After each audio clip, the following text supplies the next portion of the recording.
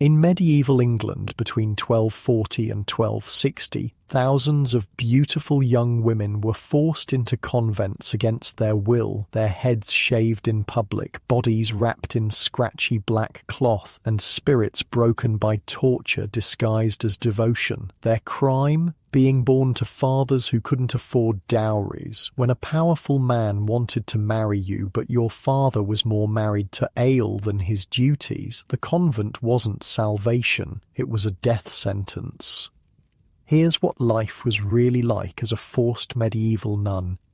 So, yeah, if these stories work for you, subscribe. And I'm curious, what time is it where you are? Comment below. Last week, someone from Canada said they listen during lunch breaks. Not judging, just wasn't expecting that. All right, medieval nuns tonight. But wait, are you comfortable? No, really, check. Pillows, blankets, the whole deal. Where we're going, you'll want to be settled. Your eyes snap open to darkness. Cold seeps into your bones from the stone floor beneath you. The scrap of old curtain you've been given as a blanket might as well be nothing against the bitter chill that fills the convent at night. Your body aches, your stomach twists with hunger, your knees still throb from kneeling on hard stone for 7 hours straight yesterday. This is your life now, the life of a medieval nun in 1240, and you never chose it. Wind howls through the cracks in the stone walls. Rats scurry somewhere nearby, and honestly, you're jealous of them. At least they have fur. At least they can find food. You reach up instinctively to push hair from your face, but your hand finds only the rough stubble of your shaved head. God, you miss your hair. Your hand traces the unfamiliar landscape of your scalp, and you remember the day they took it from you, the day everything changed. You were 15, the second youngest of 5 daughters born to a father who loved ale more than anything else in this world. Maybe he loved you too, in his own strange way. You'd like to believe that, but love doesn't put food on the table. Love doesn't save enough silver for 5 dowries. And when you're born a girl in medieval England, your options are marriage or the church. That's it. Those are the choices. And both require someone to pay. She's the most beautiful girl in the village, you'd heard people whisper. And it was true. By 15, your long hair had grown thick and lustrous. Your eyes were bright, your skin unmarked by disease or hardship, a miracle in itself. And people noticed, including a general in the king's army. You can still picture his face, the way he looked at you in the market that day. Not like you were meat, exactly. More like you were a horse he was considering buying. Assessing your worth, your breeding potential, he spoke to your father that very afternoon.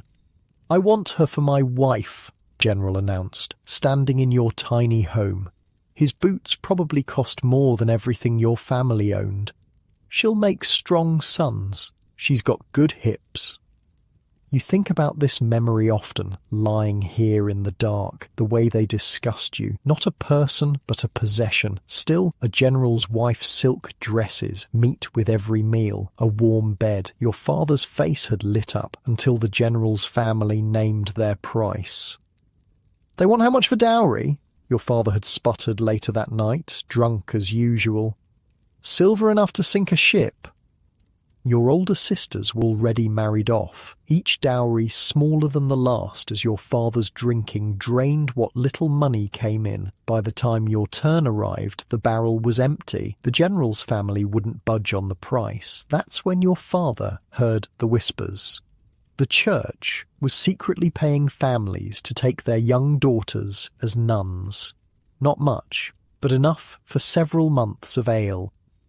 "The general will find another pretty face," your father said, kissing your forehead that last night in your home. "God will take care of you, love, and with this silver, I'll take care of myself."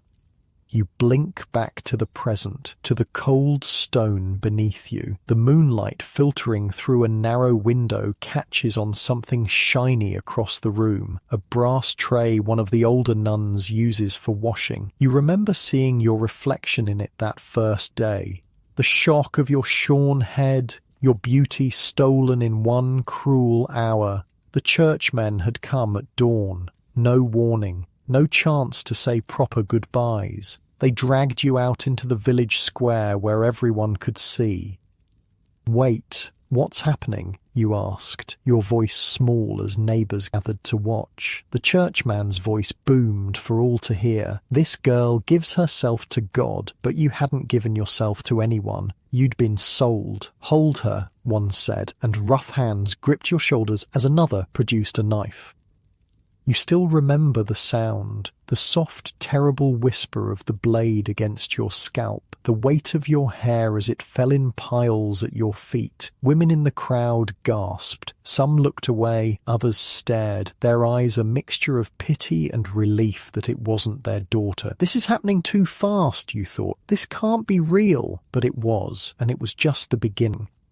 They shoved you into a rough black cloth that smelled like mould and old sweat. It scratched against your skin, so different from the simple but soft dress you'd worn your whole life. The coarse fabric felt like punishment against your skin, which you'd soon learn was exactly the point. You caught your reflection in that brass tray when they first brought you to the convent. A stranger stared back. Gone was the village beauty. In her place, this creature, pale, shorn, scared. When they first showed you to your quarters, you couldn't believe it. No bed, just a corner of a stone room shared with 3 other new initiates. No pillow, no blanket, just that scrap of old curtain. You thought about running that first night, but where would you go?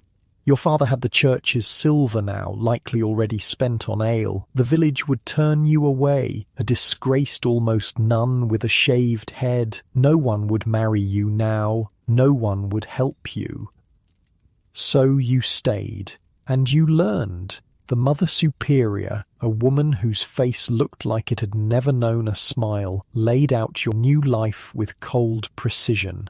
"You wake at 4 with the bell," she said, her voice like stone against stone. "Prayer until sunrise, then work, then more prayer, then more work. You speak only when spoken to. You eat only what and when we tell you." You nodded, numb. "Do you think this is harsh?" she asked, noticing your expression. "No, Mother," you whispered, though of course you did. "Good, because this isn't the harshness." Her thin lips curved into something almost like a smile. "This is the mercy." You'd learn she was right about that. These were the easy rules, the ones they told you up front. What they didn't mention was how senior nuns would kick you awake if the bell didn't rouse you, how they'd withhold food for minor infractions like looking up during prayer, how your knees would split open from kneeling on stone for hours.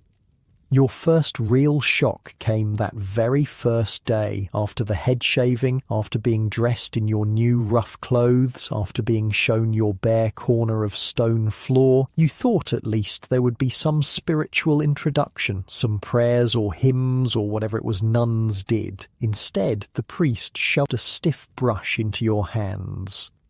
"Oh, scrub the entire church floor by tonight," he ordered, gesturing to the vast nave stretching before you, endless stone slabs. "God sees your effort. Don't disappoint him." You stared at the massive space, the cold stone stretching farther than your family's entire home. "All of it? By myself?" The slap came so quickly you didn't see it coming. Your cheeks stung as the priest's voice lowered to a growl. "Questioning is pride. Pride is sin. Begin now." So you did. You scrubbed until your back screamed in agony, until your hands blistered and then bled, until your knees were raw against the stone. Hours passed. The sun moved across the windows. Your stomach growled. You hadn't eaten since the previous night at home. When darkness fell, you finally finished, your body trembling with exhaustion. You could barely stand. The priest returned, walking slowly across your freshly scrubbed floor, inspecting it with cold eyes. He stopped, pointed to a corner far from any light source. "You missed a spot." You squinted in the darkness. "I don't see." Another slap, harder this time. "Amateur work," he said flatly. "Do better next time. Wake at 4 tomorrow morning. No excuses." You collapsed onto your stone corner that night, too exhausted even to cry. Your body throbbed with pain. Your hands bled onto the rough black cloth they'd given you to wear. "Is it always like this?" you whispered to one of the other new girls sharing your quarters. Her eyes, hollow already, though she'd only been there 2 weeks longer than you, told you everything. "This is the rule," she whispered back. "And there are worse ones you haven't learned yet."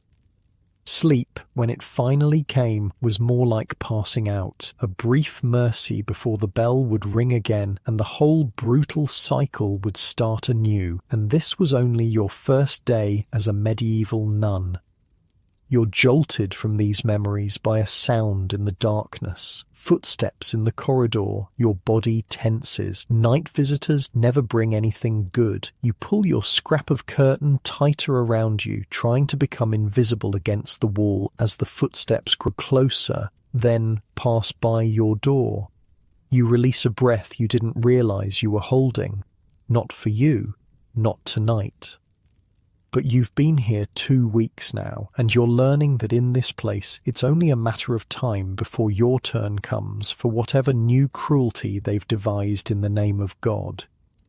The cold seeps deeper into your bones as you curl tighter into yourself. Tomorrow will come too soon with its bells and prayers and endless work. Sleep is the only escape you have left. You close your eyes, wondering how your father sleeps at night, whether he thinks of you at all, whether the ale he bought with your freedom was worth it. As you drift off, one thought circles in your mind. What fresh hell will tomorrow bring?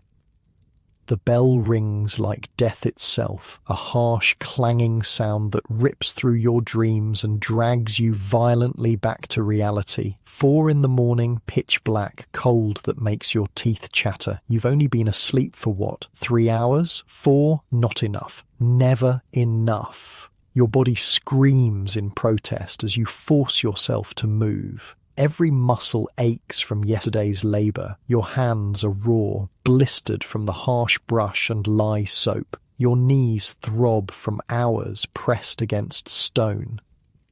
But you can't be late. Not again. Sister Agnes was late yesterday, just by minutes. You all watched as they made her kneel on dried peas in the corner all day, rosary beads cutting into her fingers as she repeated prayers until her voice gave out. "Move, girl." A senior nun stands in the doorway, her face a pale oval in the darkness. She carries a thin switch, tapping it against her palm. You've felt its sting before. Chapel, now. The 4 of you scramble up from your stone corners. No time to adjust your clothes or rub feeling back into frozen limbs. Just stumble out into the dark corridor, following the bobbing lantern ahead. In your head, you're like, what kind of god wants worship at 4 in the damn morning when it's too dark to even see his supposed creation? But you keep that thought buried deep. Thoughts like that earn worse than the switch. The chapel is somehow colder than your sleeping quarters. Massive stone walls trap the night chill, hold it close like a lover. Candles offer more shadow than light. You find your spot among the rows of black-clad figures. 23 nuns in total. Some old, arrived as girls decades ago, their faces carved with permanent frowns. Some new like you, still adjusting to this brutal life. You think they'd let you ease into things, a gradual introduction to nun life. Nope, they throw you straight into the deep end. Swim or drown. Mostly drown, kneeling begins immediately. Not comfortable kneeling on cushions, bare knees on stone. The already formed scabs from yesterday break open again. You feel warm blood trickle down your shins. The prayers start. Latin words that mean nothing to you. Hours of them. Endless streams of sounds you're supposed to repeat but can't understand. The abbot's voice drones on and on and on. His eyes scan the rows, looking for drooping heads, for signs of weakness. Ora pro nobis, they chant. Ora pro nobis, you mumble back, having no idea what you're saying. Your head spins from hunger. Yesterday's meal was a thin gruel and a crust of bread, barely enough to keep a bird alive. Your stomach cramps painfully. The senior nuns told you that hunger brings you closer to God, that suffering is holy. Feels like bullshit if you're being honest. The morning light finally begins to filter through the high windows. One tiny mercy. It means the morning prayers are almost done. 7 hours of kneeling and chanting and trying not to pass out. 7 hours closer to heaven, they say. Feels more like 7 hours closer to the grave. As the first real light touches the chapel floor, you notice something. An apple, sitting near the altar, catching the pale sunlight. Your stomach clenches violently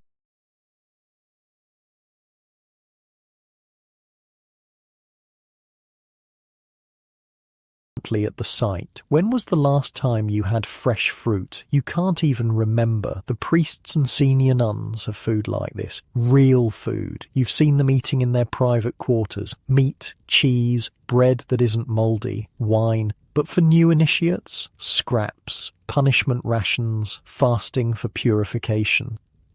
The abbot finally signals the end of morning prayers. The nuns rise stiffly, bones cracking, suppressed groans as circulation returns to aching legs. You stand too quickly and nearly faint, black spots dancing in your vision. Sister Millicent beside you doesn't rise fast enough. The abbess is on her immediately. Lazy in devotion, lazy in spirit, she hisses, grabbing the girl's ear and twisting hard. Extra prayers tonight for you. And just like that, another 12 hours of kneeling added to someone's torment. You move with the others toward the doorway, but as you pass near the altar, that apple calls to you like a beacon. Without thinking, honest to God, without any actual thought, your hand reaches out trembling. The smack is so sharp and sudden that you yelp. Mother Agnes, the oldest and cruelest of the senior nuns, stands beside you, ruler in hand, your fingers stinging from the blow. No food, she says, voice like gravel. 3-day water fast for new nuns. You must purify. She leans closer, her breath sour. It's our tradition. 3 days? You've already barely eaten since arriving. Your legs feel like they might give out at the very thought. But you start to protest. Then catch yourself. Too late. Mother Agnes's eyes narrow to slits. You question the holy ways. She raises her voice so all can hear. Our newest sister thinks herself above our sacred traditions. All eyes turn to you, some with judgment, some with pity, some with the dead emptiness of those who've been here too long to care. No, mother, you whisper. I was merely silence. Her bony finger points to a spot before the altar. Kneel there. Contemplate your pride. No water today either. So you kneel. What choice do you have? Kneel as the rest file out to breakfast. Such as it is, kneel as the sun climbs higher, casting rainbow patterns through the stained glass. Kneel as your empty stomach twists and cramps and your parched throat begs for relief. Hours pass this way. The stone beneath your knees no longer hurts. It's gone numb. Small blessings. Footsteps behind you. You don't turn. You've learned that much. You're the new one, a voice says, younger than Mother Agnes, not unkind exactly, but careful. The pretty one from the village. You say nothing, eyes fixed on the crucifix ahead. She moves into view, maybe 30, with tired eyes, but a face not yet hardened into permanent disapproval. Sister Beatrice, she says, I oversee the infirmary. You nod slightly, unsure if you're permitted to speak. You may respond, she says with a hint of a smile. Yes, Sister Beatrice. Your voice comes out raspy from thirst. She glances around, then quickly presses something into your hand. A small cup of water. Drink it fast, she whispers. They'll be back soon. You gulp it gratefully, the warm, slightly metallic taste, the most wonderful thing you've ever experienced. You almost weep with gratitude. Why? You dare to ask as you hand the cup back. Her smile turns sad. I was you once. Beautiful, young, forced here against my will. She takes the cup, hides it in the folds of her habit. It doesn't get easier, but you learn to survive. And then she's gone, silent steps carrying her away before you can thank her properly. The rest of the day passes in a haze of hunger and thirst. The kneeling punishment lasts until Vespers, evening prayers. By then, you can barely stand. Your knees are bleeding freely, your head pounds, and the world tilts dangerously when you finally rise. That's just day one of your fast, Mother Agnes says as she walks past. 2 more to go, perhaps now you'll learn. You stumble through evening prayers, mouth-forming words your brain can't process. When you're finally released to your sleeping quarters, you collapse onto your stone corner, too exhausted even to arrange your scrap of curtain properly. One of the other new nuns, Mary,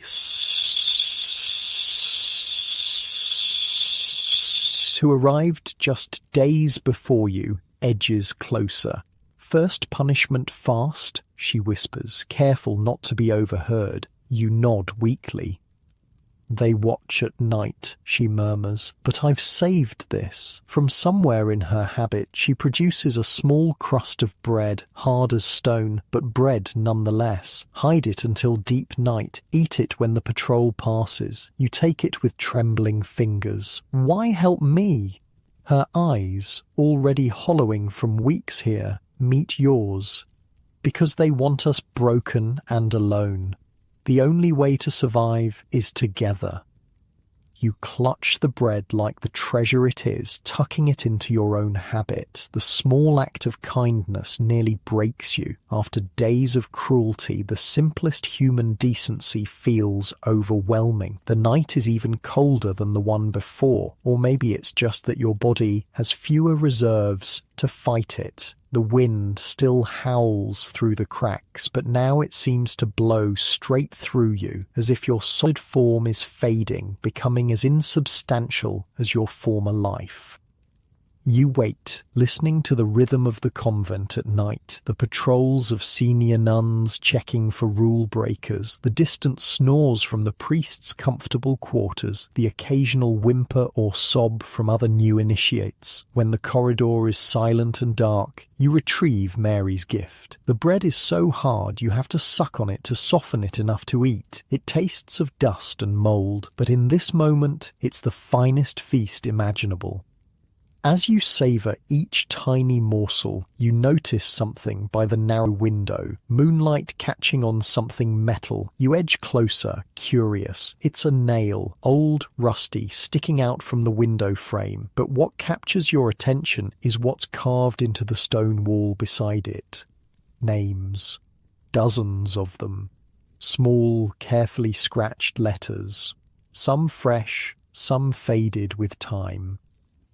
You run your fingers over them in the darkness. Girls like you, forced here. Some survived, you suppose? Some probably didn't. You decide in that moment that you'll survive, that whatever it takes, you won't let them break you completely. Your name will not be just another fading mark on a hidden wall. The next morning arrives with the same cruel bell, the same stumbling in darkness, the same hours of kneeling. Your second day of the fast is worse than the first. Your head spins constantly now. Standing makes you dizzy. Your thoughts come slower, muddier. But there's work after prayers, always work, no rest for the holy. Today, it's laundry, massive cauldrons of boiling water, harsh lye soap that burns your already raw hands. The steam at least provides some warmth, but the labour is backbreaking. Hauling water, scrubbing the priest's clothes and altar linens, wringing heavy wet fabric with arms that feel like they might snap from weakness. Sister Clara, overseeing the laundry, is less openly cruel than Mother Agnes, but she works you without mercy nonetheless. Faster, she keeps saying. The Lord's work doesn't wait for weak hands. You're paired with an older nun for the hardest parts, Sister Martha, who's been here 20 years. Her hands are permanently red and chapped, fingers gnarled like tree roots. Arrived when I was 14, she tells you during a rare moment when Sister Clara steps away. Family needed the money, 7 brothers to feed. Does it get better? You ask, voice barely above a whisper. Her laugh holds no humour. You get numb to it, not better. She glances to ensure you're still unobserved. The trick is to find the small freedoms. They can control your body, but not what's in here. She taps her temple. I go on journeys in my mind during prayers. Sail across oceans. Visit Constantinople. They'll never know. It's a strange comfort, but a comfort nonetheless. The idea that some small part of yourself might remain yours alone. By midday, you're swaying on your feet. The lack of food and water, combined with the heavy labour, has pushed your body to its limits. The room tilts and spins. The hot steam becomes suffocating. You begin, but can't finish the thought. The stone floor rushes up to meet you. You wake to cold water being splashed on your face. Sister Clara stands over you, looking more annoyed than concerned. Weak body, weak faith, she says. Up. There's work yet to be done. But you literally can't stand. Your body simply refuses the command. 2 days without food, minimal water, hours of physical labour. It's too much. Sister Martha steps forward. She needs the infirmary, Sister Clara. She's no use to God dead. Sister Clara looks like she might argue, but ultimately nods sharply. Take her then, but she returns to work tomorrow, fast or no fast. Martha helps you up, supporting your weight as you stumble from the laundry to the infirmary. The corridor spins around you, darkness threatening the edges of your vision. The infirmary is marginally warmer than the rest of the convent. Small mercies. Sister Beatrice, the nun who gave you water yesterday, looks up as Martha half carries you in. Fasting collapse, Martha explains, helping you onto a narrow cot, an actual cot with a thin straw mattress that feels like heaven after stone floors. Beatrice nods, immediately moving to check your pulse. Second day, yes? They push too hard with the new ones lately. She turns to Martha. I'll take her. You should return before Clara reports you both. Martha squeezes your hand briefly before departing. Another small kindness to treasure. Beatrice waits until you're alone, then produces a cup of something that smells herbal and slightly sweet. Drink slowly. You take it with trembling hands. But the fast is between you and God, she says firmly, and God doesn't want dead nuns. This is willow bark tea with honey. It will help your strength without breaking your fast too obviously. The warm liquid is bliss as it slides down your parched throat. The slight sweetness makes your empty stomach clench with need. As you sip, you take in the infirmary, shelves of herbs and tinctures, a small fire in the hearth, the only room besides the abbot's quarters you've seen with one, 3 other cots, empty at present. Why are you kind to me? You ask Beatrice. Won't you be punished? She adjusts a blanket over your legs. A real blanket, not a scrap of curtain. The infirmary is my domain. I answer to God and the abbot for the health of our sisters. She sits beside the cot. And yes, I remember my own first days here, 20 years ago now. 20 years, you echo, unable to imagine enduring this life for so long.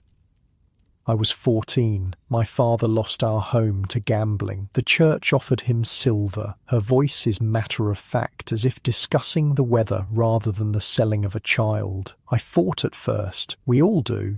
What changed? I found purpose in healing. It's the one true Christian work in this place. Her eyes hold a quiet defiance. The rest, the punishment, the starvation, the breaking of spirit, that's not God's work. That's men using God's name for control.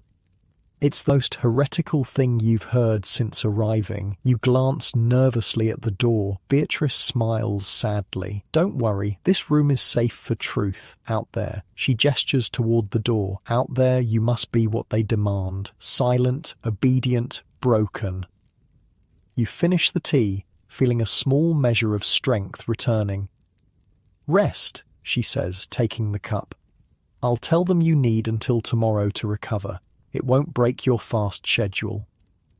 She leaves you alone then. The cot, though hardly luxurious, feels like a cloud after nights on stone. The small blanket holds warmth your body had forgotten was possible. You drift, not quite sleeping but not fully awake either, floating in the strange limbo of extreme exhaustion and hunger. Voices outside the door pull you back to awareness. Beatrice and someone else, a man's voice, the abbot. She's weak, he's saying, perhaps not suitable for our order. She's strong, Father, Beatrice counters. Her body simply needs adjustment to our ways. 3 have died this winter already. We cannot afford burial rites for more failures. Died? Your blood runs cold. They've worked girls to death? She'll recover, Beatrice insists. By tomorrow, I stake my position on it. A pause. See that she does. Our benefactors expect results from their donations. Benefactors. Donations. The words swim in your exhausted mind. Your father received silver, yes, but it seems the church is running a business here, taking unwanted girls, working them to death, all while collecting donations from their families. The door opens and closes. You quickly shut your eyes, feigning sleep. Footsteps approach your cot. I know you're awake, Beatrice says softly, and that you heard. You open your eyes. They let girls die? Her face is grim. Not intentionally, but yes, the young ones, the delicate ones. The regime is too harsh. Pneumonia, starvation, work injuries. There are many ways to die here, and the families never know. They're told their daughters died in Christ's service. A holy death. The bitterness in her voice is subtle but unmistakable. Most never ask questions. You try to imagine your father receiving news of your death. Would he mourn or simply order another ale with the silver he received for you? Will I die here? The question slips out before you can stop it. Beatrice's hand finds yours, surprisingly warm. Not if I can help it, but surviving here requires more than just physical strength. It requires, she searches for the word, adaptation, learning which rules must be obeyed absolutely and which have flexibility. Like drinking tea during a fast, you say. Her smile is quick. Exactly. Teach me, you whisper. Please, I want to survive. She squeezes your hand once, then stands. Rest now. Tomorrow, you return to their world of rules and punishment. But remember, there are pockets of mercy even in the cruelest places. Find them. Create them when you can. As she turns to leave, you ask one more question. The girls who died, what happened to them? Beatrice pauses at the door. They're buried behind the north wall. No markers, no prayers. Her voice drops even lower. The church doesn't waste ceremony on failures. She leaves you then, alone with the weight of this new knowledge. Not just a prison, this place, but potentially a grave. The carved names on your dormitory wall take on new meaning, perhaps not just a record of those who passed through, but a desperate attempt to ensure they wouldn't be completely forgotten. You close your eyes, feeling the softness of the cot beneath you, knowing it's a brief respite before returning to stone floors and endless labour. Tomorrow you'll go back to the fast, to the punishment, to the regime designed to break your spirit. But something has shifted inside you. A determination hardens. You will learn the rules of survival here. You will find the small mercies, the hidden pockets of humanity. You will adapt. Because the alternative is becoming just another nameless grave behind the north wall, and that, you decide as exhaustion finally pulls you into sleep, is not going to be your story. You're jolted awake by Sister Beatrice gently shaking your shoulder. The small comfort of the infirmary cot makes the awakening even crueler, a brief taste of something almost human before returning to stone floors and empty stomachs. "It's time," she whispers. "Mother Agnes will be making her rounds soon. You need to be back in your dormitory before she notices your absence." The infirmary is dark, lit only by a single candle. Through the narrow window you can see it's still night, maybe an hour or two before the dreaded 4 o'clock bell. "Thank you," you whisper, swinging your legs off the cot. Your body still feels hollow and weak, but the few hours on an actual surface with a real blanket have restored something in you. Not strength exactly, but perhaps resolve. Beatrice presses something into your hand, a small bundle wrapped in cloth. "Dried apple and a crust of bread," she murmurs. "Hide it well. Take tiny bits when truly desperate. It could mean the difference between surviving your fast or joining the unmarked graves." The bundle disappears into your habit before you even consider the risk she's taking. "Why do you help me?" In the candlelight, her face shows a weariness earned through decades of convent life. "Because once someone helped me, and because someday you'll help someone else." She touches your cheek briefly. "That's how we survive this place." Small mercies passed hand to hand in darkness. She guides you through silent corridors, the stones cold beneath your bare feet. The convent at night feels both more threatening and more honest, the pious facade stripped away to reveal the prison it truly is. You reach your dormitory undetected. The other girls are shapeless bundles in corners, their breathing the only sound. You settle into your spot, arranging your pitiful scrap of curtain. "Did they beat you?" Mary whispers from her corner, so quietly you almost miss it. "Oh no," you whisper back. "Infirmary. Beatrice helped me." A tiny exhale of relief. "Good. Mother Agnes wanted you punished more, but the abbot said no more dead novices this winter." The casual way she says it chills you more than the stone floor. Dead novices, like it's expected, normal. "Sleep," you tell her. "Bell comes soon." And it does, far too soon. The familiar clanging that's already becoming the soundtrack to your nightmares. Your body protests rising, muscles stiff from the brief return to your stone corner after the relative luxury of the infirmary cot. Today marks your 3rd day of fasting. The hunger has changed now, no longer a sharp pain, but a hollow emptiness, a lightheadedness that makes the world seem slightly unreal. Your lips are cracked from thirst. Your tongue feels swollen in your mouth.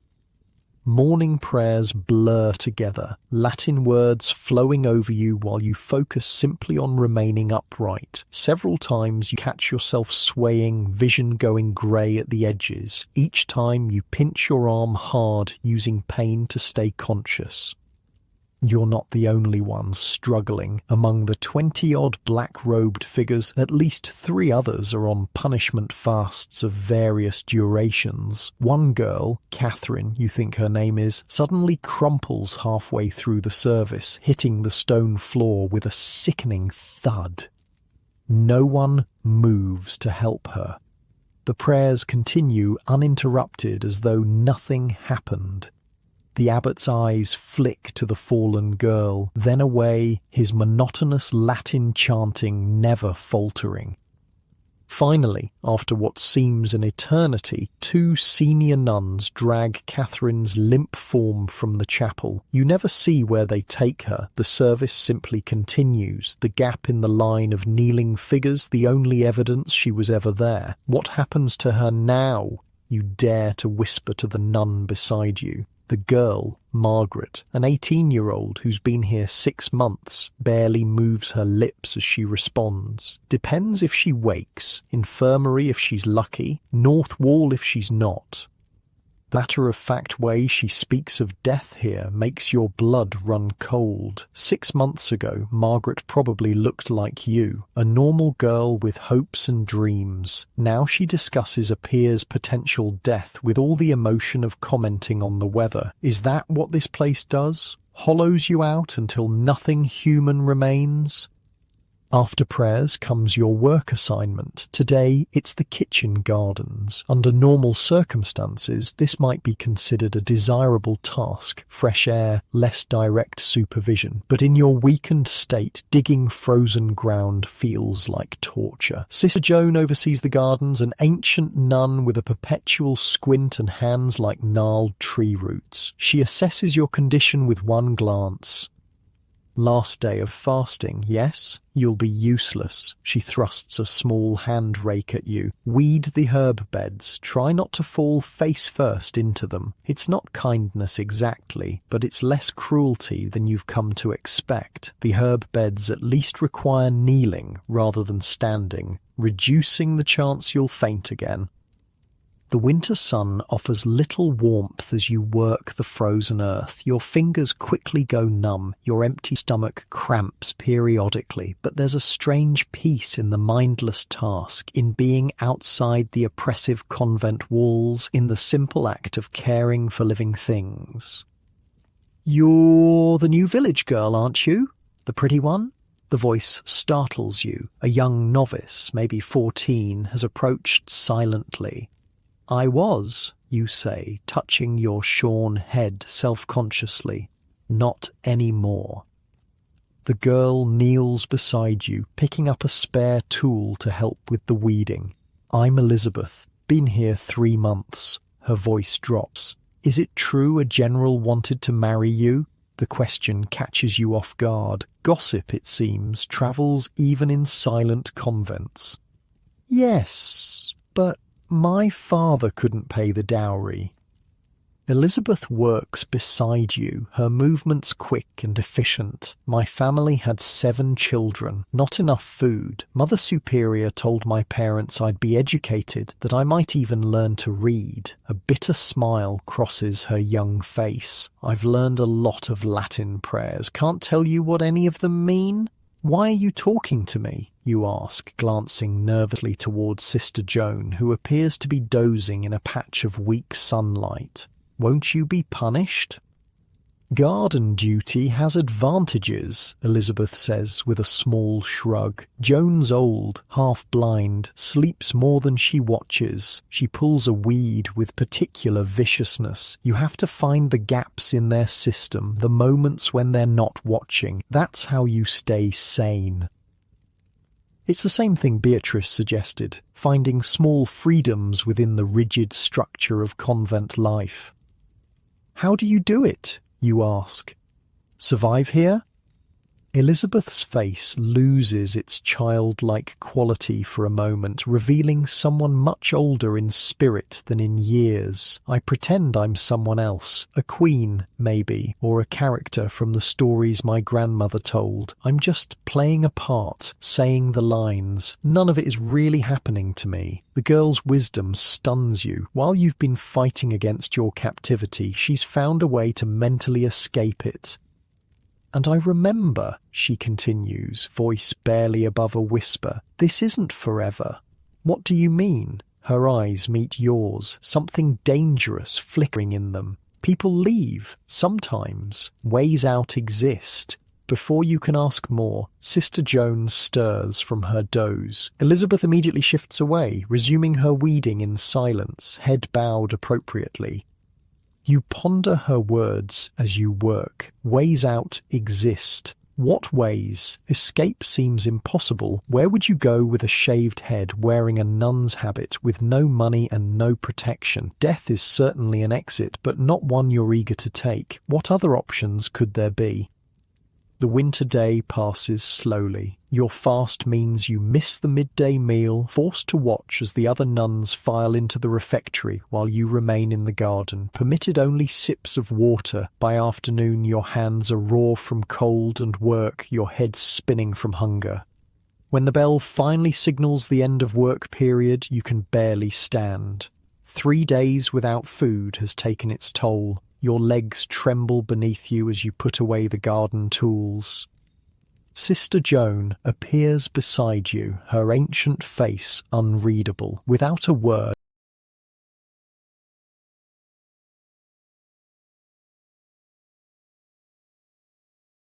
she presses something into your palm, a small piece of hard cheese, not much bigger than your thumb. Eat it now, she mutters, where no one sees. Fast ends at sunset. This just hurries it along a bit. You stare at her in shock, another small mercy from the most unexpected source. Why? You manage to ask. The old woman's face remains impassive. 50 years I've been here, watched too many young ones die because old bitches like Agnes think starvation brings holiness. She nods at the cheese. Eat before I change my mind. You don't hesitate further. Cheese is dry and salty, but it's the most exquisite thing you've ever tasted. You have to stop yourself from groaning with pleasure as you chew it slowly, savouring every morsel. Thank you, you whisper when it's gone. Joan's only response is a slight nod before she shuffles away, calling out to another novice about improperly stored tools. The incident strikes you deeply. Beatrice in the infirmary, Mary with her saved bread crust, Elizabeth in the garden, now Joan with her secret cheese. Small acts of rebellion and kindness in a place designed to crush both. As you make your way to evening prayers, you realize that the convent contains 2 parallel worlds, the official one of rigid rules and punishments, and the hidden one of tiny mercies passed between women trying to help each other survive. The abbot awaits in the chapel, flanked by Mother Agnes. Your 3-day fast is formally ended with a ceremony that feels more like humiliation than spiritual cleansing. You must kneel before them, confess your sin of gluttony, though the irony of this after 3 days without food isn't lost on you, and promise to better control your earthly appetites. Your fast is complete, the abbot intones. May your spirit be purified through your body's suffering. Mother Agnes looks almost disappointed that you survived the ordeal without further collapse, her thin lips pressed together in disapproval as the abbot permits you to join the others for the evening meal. The meal itself is hardly a feast. Thin vegetable soup, a small piece of dark bread, and a cup of watered-down ale. But after 3 days of nothing, it might as well be a royal banquet. You force yourself to eat slowly, knowing that devouring it quickly could make you sick after such prolonged fasting. You're hyper-aware of the food's texture, its temperature, its taste. The simple act of swallowing something sustaining feels miraculous. You notice other novices watching you with a mixture of relief and envy. Relief that you survived, envy that your punishment is over while theirs continues. That night, back on your stone floor corner, you sleep deeply despite the discomfort. Your body, finally given some nourishment, surrenders to exhaustion. Days pass, then weeks. Winter deepens around the convent, snow piling against the outer walls, ice forming inside on the stone. The cold becomes another form of torture, constant, inescapable, bone deep. Your breath forms clouds in the dormitory. The chapel is so frigid that sometimes the holy water freezes in its basin. You learn the rhythms of convent life, the endless cycle of prayers, work, more prayers, fitful sleep, then prayers again. You learn which rules can never be broken, speaking during great silence, questioning the abbot's authority, and which have some flexibility. The exact duration of prayers when supervisors are absent, the occasional sharing of food. You learn which senior nuns are cruel by nature, Mother Agnes and her circle, and which simply enforce rules out of their own fear, Sister Clara and most others. You learn that the abbot visits the village prostitutes monthly while preaching about the sins of the flesh, weekly. Most importantly, you learn to create a separate self, the obedient novice who exists on the outside while your true self retreats deep within, preserved and protected. One bitterly cold morning in what must be late January, you're assigned to the scriptorium, a rare privilege usually reserved for nuns who've proven their devotion. Your task is simple, grinding pigments for the scribes who illuminate manuscripts. It's mindless work, but it's indoors, away from the biting wind, so you accept it gratefully. Sister Hildegard oversees the scriptorium, a severe woman with ink-stained fingers and surprising knowledge. You grind in circular motions, she instructs, demonstrating with the mortar and pestle. Consistent pressure, too hard ruins the pigment, too soft wastes time. You follow her guidance, working the blue stone into fine powder. The repetitive motion is almost meditative.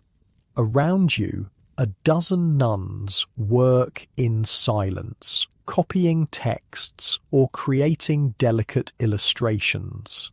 This, at least, seems like meaningful work, preserving knowledge rather than just scrubbing floors or weeding frozen gardens. You have steady hands, Hildegard comments after observing your work for a time. Perhaps you could learn illumination someday. The comment, the mere suggestion that you might have a future beyond endless punishment, startles you. I would like that, you say carefully. Hildegard's stern face softens almost imperceptibly. The mind needs occupation as much as the body needs discipline. Remember that. She moves away to check another novice's work, leaving you to ponder her words.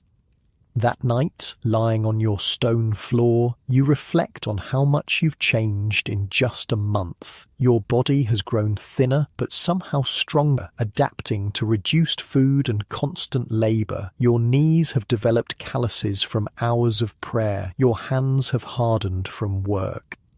But the greater change is internal. You've learned to create your own private mental world while outwardly conforming. You've discovered the secret network of small kindnesses that help sustain the vulnerable. You've begun to master the art of survival in this harsh place. As if reading your thoughts, Mary shifts in her corner nearby. "You're different," she whispers, barely audible. "When you first came, I thought you'd die within a month." "I almost did," you remind her. "No." She shakes her head slightly. "The ones who die are the ones who fight it too hard or surrender too completely. You found the middle path." You ponder this. Is there really no way out except death? Mary is silent so long you think she's fallen asleep. Finally, she whispers, "There are ways, dangerous ones." "Tell me," you urge. "Some run away, though most are caught and brought back for public punishment." Her voice drops even lower. "Some find protection from powerful men, though the price is high." You think of Beatrice's warning about the higher priest, and the others? Some find purpose, like Beatrice with her healing or Hildegard with her books. They carve out small kingdoms within these walls. A pause. And some just endure. year after year, until they become Mother Agnes. The thought of becoming like the cruel old nun makes your skin crawl. I won't become that, you vow. We all say that at the beginning. Mary's voice holds a weariness beyond her years. Winter is the hardest. Spring brings opportunities. Wait and watch. Winter indeed feels endless. February brings blizzards that leave the convent isolated for days, provisions running low, temperatures dropping until even prayer becomes secondary to simply surviving the cold. You all huddle together at night now, rules about individual sleeping spaces temporarily relaxed in the face of potentially freezing to death. It's during one such blizzard night, the wind howling like demons around the convent walls, that Catherine, the girl who collapsed during your fast, begins to cough. Not an ordinary cough, but something deep and rattling that shakes her entire body. By morning, she's burning with fever. By midday, they've moved her to the infirmary. By evening, whispers circulate that she won't last the night. The speed of it terrifies everyone. One day, a healthy young woman, the next, at death's door. The convent buzzes with fearful speculation. God's judgment, Mother Agnes declares during evening prayers, for her repeated failures in devotion. But later, in the relative privacy of the dormitory, Elizabeth offers a different perspective. "It's the cold and hunger," she whispers. Her family was poor. She came here already weak. They worked her too hard, fed her too little. God had nothing to do with it. These competing narratives, divine punishment versus human cruelty, highlight the central tension of convent life. Is the suffering spiritual purification or simply abuse disguised as devotion? You visit Catherine in the infirmary when you can slip away unnoticed. Beatrice tends her constantly, but even her healing skills seem inadequate against the raging fever and cough that brings up blood. Will she survive? You ask Beatrice on your third visit. Beatrice's tired eyes meet yours. Only by God's mercy. And there seems precious little of that within these walls. The bitter comment shocks you. It's the closest to open blasphemy you've heard from anyone here. Catherine dies just before dawn the following day. They announce it matter-of-factly at morning prayers, as though reporting on the weather or the day's work assignments. Sister Catherine has returned to God's embrace, the abbot intones. Let her example remind us all that our earthly vessels are weak, but our spiritual devotion must remain strong. You watch the faces around you. Most show nothing, blank masks perfected through months or years of suppressing emotion. But a few of the newer girls have tears streaming silently down their cheeks. One, Anna, who was especially close to Catherine, seems to be physically biting her lip to keep from crying out, and something in you breaks. Not in the way they want, not your will or your spirit, but the last tenuous connection to the idea that this place serves any truly holy purpose. If God exists, you think, he cannot possibly want this, cannot desire the suffering and death of young women whose only crime was being born into families that couldn't or wouldn't keep them. You help dig Catherine's grave that afternoon. The ground is frozen solid, requiring hours of chipping away with picks before you can create a space deep enough. The work is exhausting, but you throw yourself into it, each strike of the pick fueled by a growing anger. They bury her without ceremony, no prayers beyond the standard daily ones, no marker for her grave behind the north wall, nothing to indicate that a young woman named Catherine ever lived and suffered and died here. Except that night, you take the nail you discovered by your dormitory window and scratch her name into the stone wall alongside the others, your small act of defiance and remembrance. She was 17, whispers Anna, watching you work, wanted to be a midwife before her family sent her here. The simple biographical detail, this fragment of who Catherine was beyond just another black-robed figure, hits you harder than her death itself. She had dreams once, hopes, a future she imagined for herself that had nothing to do with endless prayers on cold stone floors. "I won't let them forget her," you promise, finishing the last letter of her name. Anna's hand finds yours in the darkness, squeezing briefly. None of us will.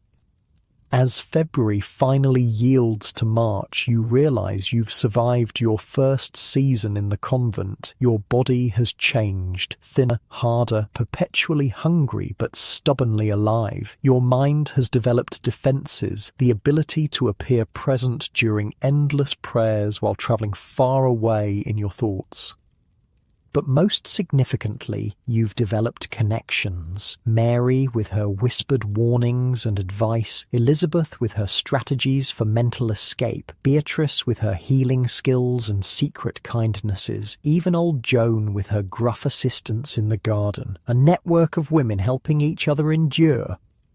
You're no longer the village beauty marked for marriage to a general. That girl is gone, her long hair lying in piles at your feet on that first terrible day. But you're not broken either, not in the way Mother Agnes and the abbot intended. Spring approaches with its promise of change, of opportunities, as Mary hinted. The coldest season is ending. You've survived what many don't, the brutal initiation into convent life. Now you need to learn how to truly live within it, and perhaps, someday, how to escape it. The first hints of spring arrive like whispered promises, tiny green shoots poking through the frozen earth, the occasional birdsong breaking the convent's oppressive silence. Days growing longer, the darkness retreating minute by minute. Your work assignments shift with the season, less time scrubbing endless floors, more time in the gardens and orchards, preparing for planting. The labour is still backbreaking, but at least it happens under open sky with fresh air filling your lungs. It's been 3 months since you arrived. Your hair has grown from completely shaved to a short, dark fuzz that covers your scalp like velvet. Not enough to be considered beautiful again, but enough to provide minimal protection from the cold. Your body has found a new equilibrium, perpetually hungry but functional, trained to survive on less than you ever thought possible. Today, you're assigned to the apple orchard, clearing winter debris from around the trees and checking for damage from the harsh frosts. Sister Joan supervises, though supervises might be generous. She mostly sits on a stone bench, dozing in the strengthening spring sunlight, occasionally barking an order when she rouses. The work suits you. There's peace in the rhythmic clearing, in watching tiny buds form on branches that looked dead just weeks ago. Life returning, persisting despite everything. You find yourself talking to the trees sometimes, whispering encouragement when no one can hear. "You made it through winter too," you murmur to a particularly gnarled old apple tree. "We're both still here." You've developed this habit of finding meaning in small things, the way sunlight filters through bare branches, the first snowdrop pushing through frost, the brief moment of warmth when huddled with the other novices during the coldest nights. Sister Beatrice calls it collecting mercies, gathering tiny joys to sustain you through the hardships. As you work your way toward the orchard's edge, you spot something unusual near the convent's outer wall, a splash of colour against the muddy ground. Moving closer, you realise with a shock that it's a person, a boy, perhaps 12 or 13, collapsed in the melting snow. You glance back at Sister Joan, still dozing. The other novices are working in different sections, out of sight. You hesitate only a moment before approaching the wall. The boy looks half dead, lips blue, body shaking uncontrollably. His clothes are little more than rags, his feet wrapped in dirty cloth instead.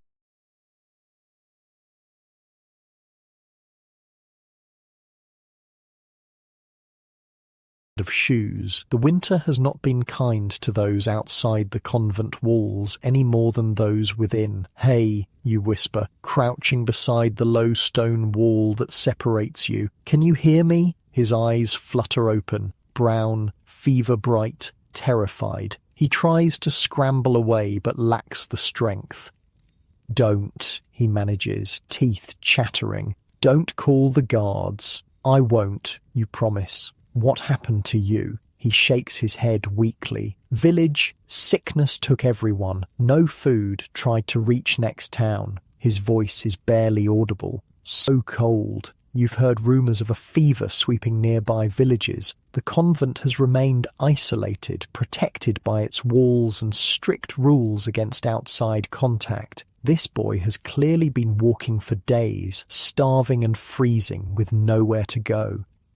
"Wait here," you tell him, though it's a foolish thing to say. He clearly isn't going anywhere. "I'll be back." You return to your work area, mind racing. The boy needs food, warmth, shelter. The Christian thing would be to bring him inside, to care for him until he recovers. But you know with absolute certainty that the convent will not open its gates. Mother Agnes speaks often of the contamination of the outside world and the need to maintain spiritual purity through isolation. Your eyes fall on the small storeroom at the edge of the orchard where winter apples are kept, the last of the previous year's harvest, carefully preserved in straw, meant to sustain the convent until new crops can be harvested. You really shouldn't, and yet... Sister Joan's snores reach you from her bench. The other novices remain out of sight, with a silent prayer for forgiveness, or perhaps for not getting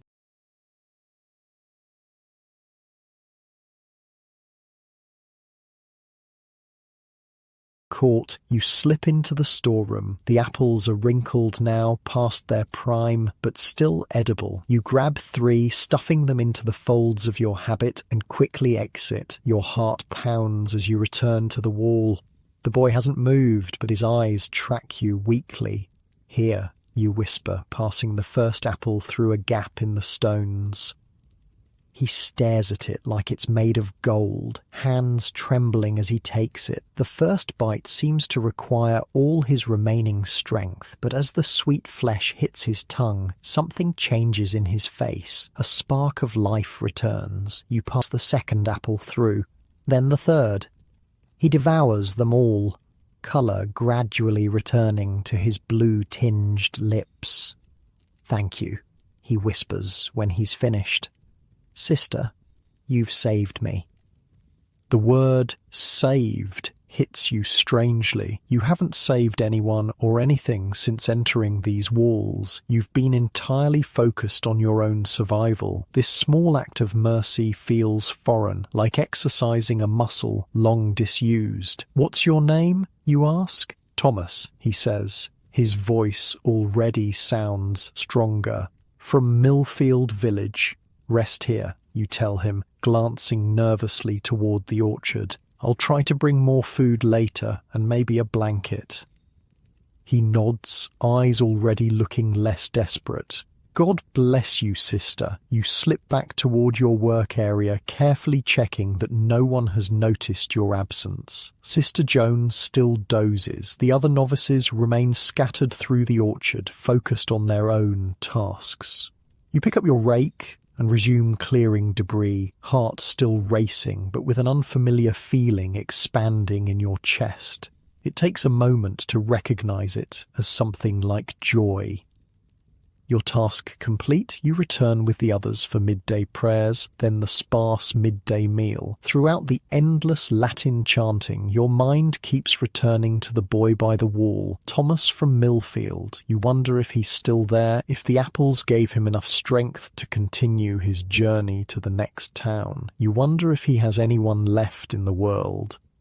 When afternoon work assignments are distributed, you volunteer quickly for the laundry, not because you enjoy the steam and back-breaking labour, but because the laundry gives access to the storerooms where extra blankets are kept. One small threadbare blanket would hardly be missed.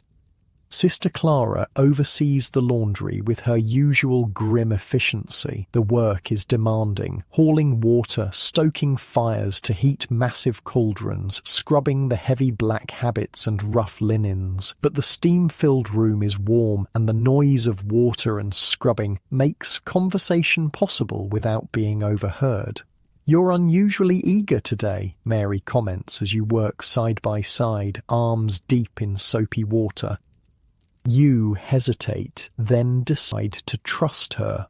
"There's a boy," you whisper, "outside the orchard wall, half dead from cold and hunger." Mary's hands still momentarily. "And you helped him?" You nod. Her eyes dart around, ensuring no one is listening. "They'd punish you severely for that. Outside contact is forbidden, especially with males." "I know. But he was dying." Mary studies your face. "You gave him food?"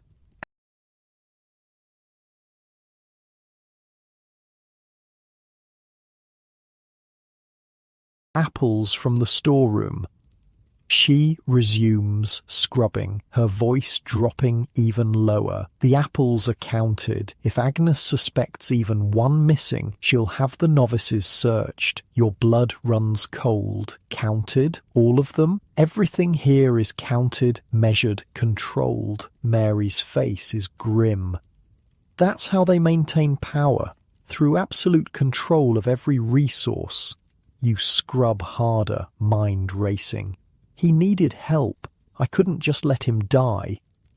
Mary's expression softens slightly. "No, you couldn't. Because despite everything they've done to you here, they haven't killed that part of you yet." She glances toward Sister Clara, then adds, "Be careful. Mercy is punished more harshly than defiance in this place." The afternoon passes in anxious labour. When the work period ends, you manage to slip a small threadbare blanket into your habit as the linens are being put away. The bulge is noticeable, but you keep your arms crossed over your chest, hoping no one pays close attention. Evening prayers, the sparse dinner, then the final prayers before sleep. Each minute drags as you wait for your chance to return to the orchard. The convent observes strict rules about movement after dark. Novices are forbidden from leaving their dormitories except to use the privy. Being caught elsewhere means certain punishment, but you've learned the patterns of the night patrols, the timing of the watch changes. When the convent bells strike 9, you slip from your sleeping corner. Mary gives you a warning look but doesn't try to stop you. The other novices pretend not to notice. Another small mercy in this place of supposed virtue. The corridors are dark, illuminated only by occasional wall sconces. You keep to the shadows, freezing in place when you hear footsteps, moving again when silence returns. The route to the orchard takes you past the chapel, the refectory, through the kitchen gardens, and finally to the small side door that leads to the orchard grounds.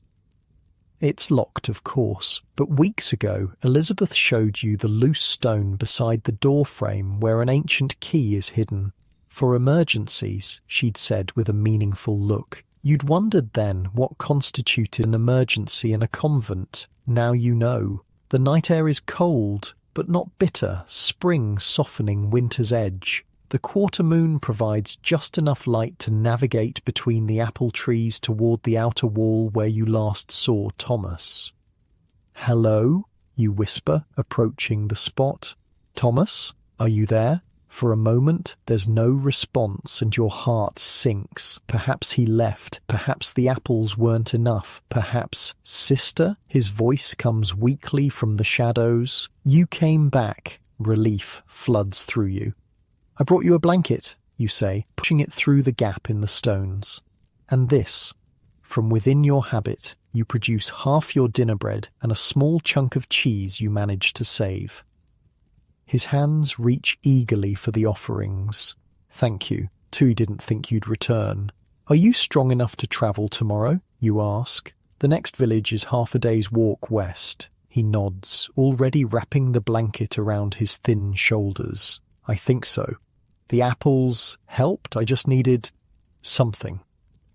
You sit on your side of the wall as he eats, telling him about the villages you know of nearby, which might offer help to an orphaned boy, which to avoid. He listens intently, occasionally asking questions between bites. There's something freeing about this conversation. An ordinary human exchange, not governed by the convent's rigid rules and hierarchies. Just two people helping each other under the stars. You're so absorbed that you don't hear the approaching footsteps until it's too late. What is this? The voice slices through the night like a blade. Mother Agnes stands at the edge of the orchard, lantern held high, her thin face twisted with outrage. Your body reacts before your mind can, leaping up, stepping away from the wall, hands clutching your habit. Mother Agnes, you stammer. I was just... Silence. She strides forward, lantern light revealing Thomas huddled with his blanket and food on the other side of the wall. Thief stealing God's food for beggars. Please, you begin. He would have died. Better he die than you dishonor the convent, she spits, grabbing your arm with surprising strength. Her fingers dig into your flesh like talons. Consorting with males in the night, stealing sacred provisions, leaving your quarters without permission? The devil works through you, girl. She drags you back towards the convent, her grip painfully tight. Behind you, Thomas calls out something, but Mother Agnes's ranting drowns it out. Your mind races, searching for explanations, excuses, anything that might lessen the coming punishment. You find nothing. The convent erupts into activity as Mother Agnes sounds the alarm bell, 3 sharp rings that echo through the stone corridors. Within minutes, bleary-eyed nuns fill the chapter house, a room used only for the most serious convent business. The abbot arrives last, his face thunderous beneath his nightcap. Mother Agnes presents her case with vicious precision, each word driving another nail into your fate. "Oh, found her at the wall," she declares to the assembled community, feeding a vagrant boy with stolen provisions, alone with him in darkness, speaking familiarly. Whispers ripple through the gathered nuns. Some look shocked, others merely tired, a few, including Beatrice and Mary, concerned. The abbot turns cold eyes upon you. Is this true? You consider lying, but what's the point? You were caught in the act. The boy was starving, you say, trying to keep your voice steady. He would have died without help. That was not your decision to make. The abbot's voice is dangerously quiet. The convent's provisions are sacred, entrusted to our stewardship by God himself. You have stolen from the Almighty. You want to argue that surely God would prefer his apples feed a starving child than rot in storage, but you've learned enough to keep this thought to yourself. Furthermore, he continues, you have broken your vow of obedience by leaving your quarters without permission. You have risked spiritual contamination through unsupervised contact with the outside world, and you have placed yourself in proximity to male temptation. This last charge almost makes you laugh. Thomas was a half-dead child, not some seductive threat to your virtue, but the abbot and Mother Agnes see sin everywhere, especially where none exists. The punishment must fit the crime, the abbot pronounces. 10 days without food, let your soul starve with your stomach. Let God show you the real value of food. 10 days, your heart sinks. You've barely survived 3-day fasts. 10 will likely kill you. Mother Agnes looks triumphant. Shall we begin the penance tonight, Father? At dawn, he decides. Let her contemplate her sins until then. They lock you in the small room used for solitary confinement, a windowless cell with nothing but a hard wooden bench and a chamber pot. The darkness is absolute when they take the lantern, the silence complete when they bolt the door. Alone in the pitch black, you finally allow yourself to cry, not for the punishment, though the prospect of 10 foodless days terrifies you. You cry for the cruelty disguised as virtue, for the God they claim to serve who bears no resemblance to the one you were taught to love as a child. You cry until there are no tears left, until exhaustion pulls you into fitful sleep on the hard bench. Morning arrives with the sound of the bolt sliding back. Light floods the cell, blinding after hours of complete darkness. You shield your eyes, making out the silhouette of Sister Beatrice in the doorway. "Come," she says simply, "the chapter house."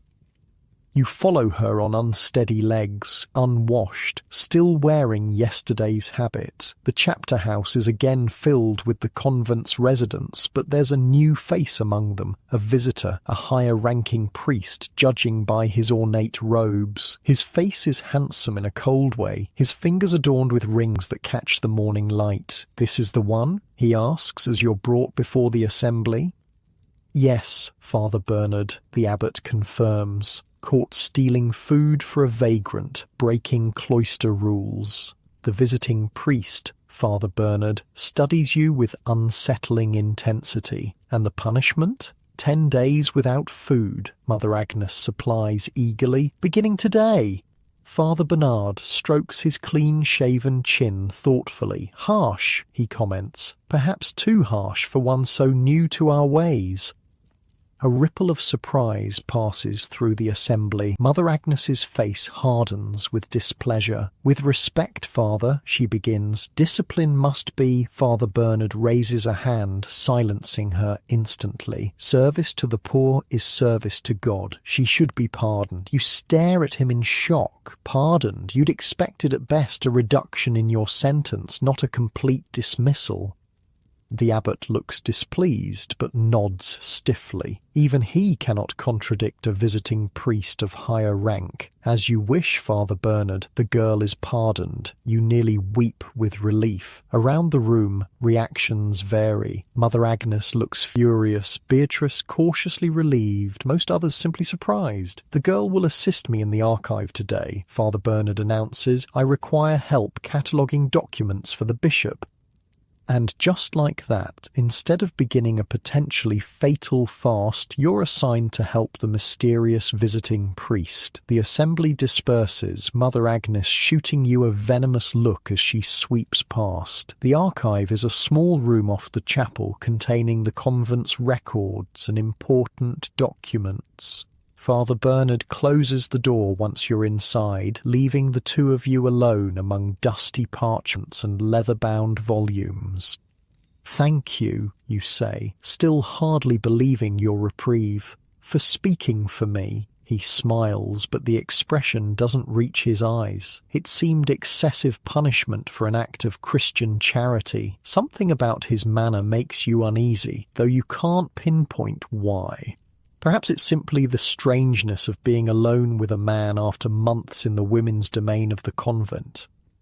"You'll help me organise these records," he says, gesturing to a pile of parchments. "The bishop requires a full accounting of the convent's holdings. The work is tedious but simple, sorting documents by date, placing them in proper order. Father Bernard works alongside you, occasionally asking questions about convent life, about Mother Agnes's management, about the abbot's leadership. You answer carefully, sensing political currents you don't fully understand.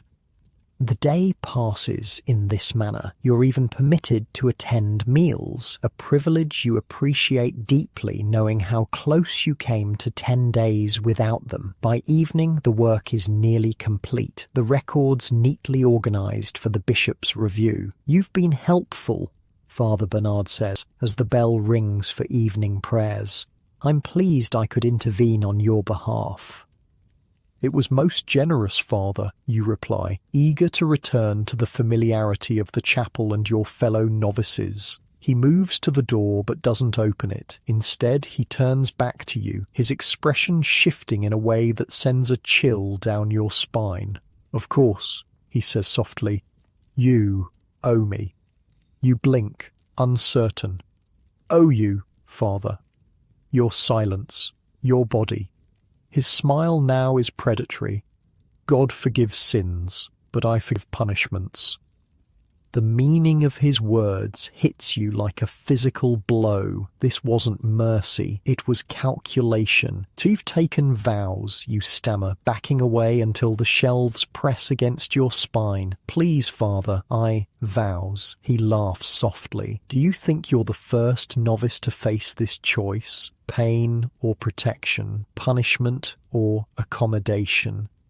You stare at him in horror, understanding fully now why he insisted on having you assist him alone, why he questioned you about convent politics, why he intervened in your punishment. "I'll find you tonight," he whispers, finally opening the door. "After the great silence begins, we'll discuss your gratitude then." He leaves you standing in the archive, trembling with fear and rage and helplessness. You saved a starving boy only to place yourself in the power of a predator in priest's robes. Evening prayers pass in a blur of panic. You search the faces of the senior nuns, wondering which ones know about Father Bernard's arrangements, which ones might help you. Mother Agnes would likely celebrate your degradation. The abbot would never believe you over a visiting dignitary. After prayers, as the novices file toward their dormitory for the night, you manage to whisper to Beatrice, "Father Bernard, he expects payment for his intervention." Her face remains carefully neutral, but something flashes in her eyes. Recognition, not surprise. "The North Tower," she whispers back. "The door sticks. He won't check there." You don't need more explanation. When the convent settles into its nighttime silence, instead of returning to your sleeping corner, you slip away to the rarely used North Tower. The ancient wooden door indeed sticks in its frame, requiring considerable force to open and close. Inside, there's nothing but dust, a narrow window, and decades of neglect. But it's safer than your dormitory tonight.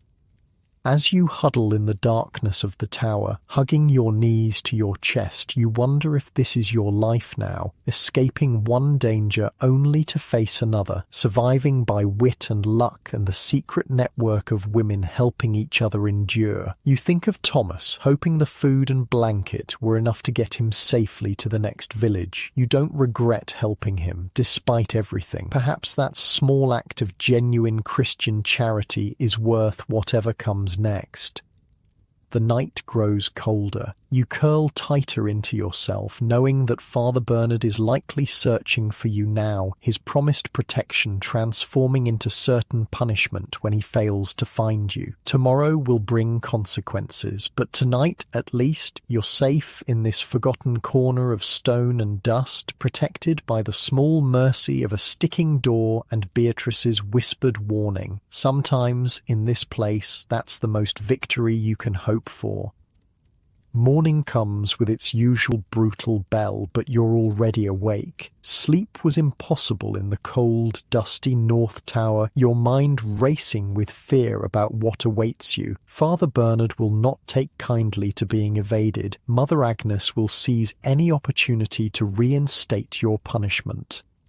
You slip from the tower as the convent stirs, joining the line of black-robed figures heading toward morning prayers as if nothing happened, as if you spent the night in your assigned corner. A few curious glances come your way, but no one speaks. The great silence won't end until after prayers. You scan the chapel anxiously. Mother Agnes is there, tight-lipped and watchful. The abbot takes his usual position, but Father Bernard is nowhere to be seen. Your relief is short-lived. Halfway through the endless Latin recitations, the chapel door opens. Father Bernard enters, his face thunderous beneath a carefully composed mask of piety. His eyes find you immediately, narrowing with recognition and something darker. The rest of the service passes in mounting dread. When it ends and the nuns file out toward breakfast, you try to lose yourself in the crowd, but a firm hand grips your arm. Sister Agnes requires you in the chapter house, a senior nun informs you, her expression giving away nothing. Immediately, your stomach drops. So this is how it happens. You follow her through the cold corridors, each step feeling like a march to execution. The chapter house holds Mother Agnes, the abbot, and Father Bernard. Their faces form a tribunal of judgment, 3 variations on the theme of displeasure. "Where were you last night?" Mother Agnes demands without preamble. You consider lying, but what would be the point? "I was afraid," you say simply. Father Bernard's eyes flash.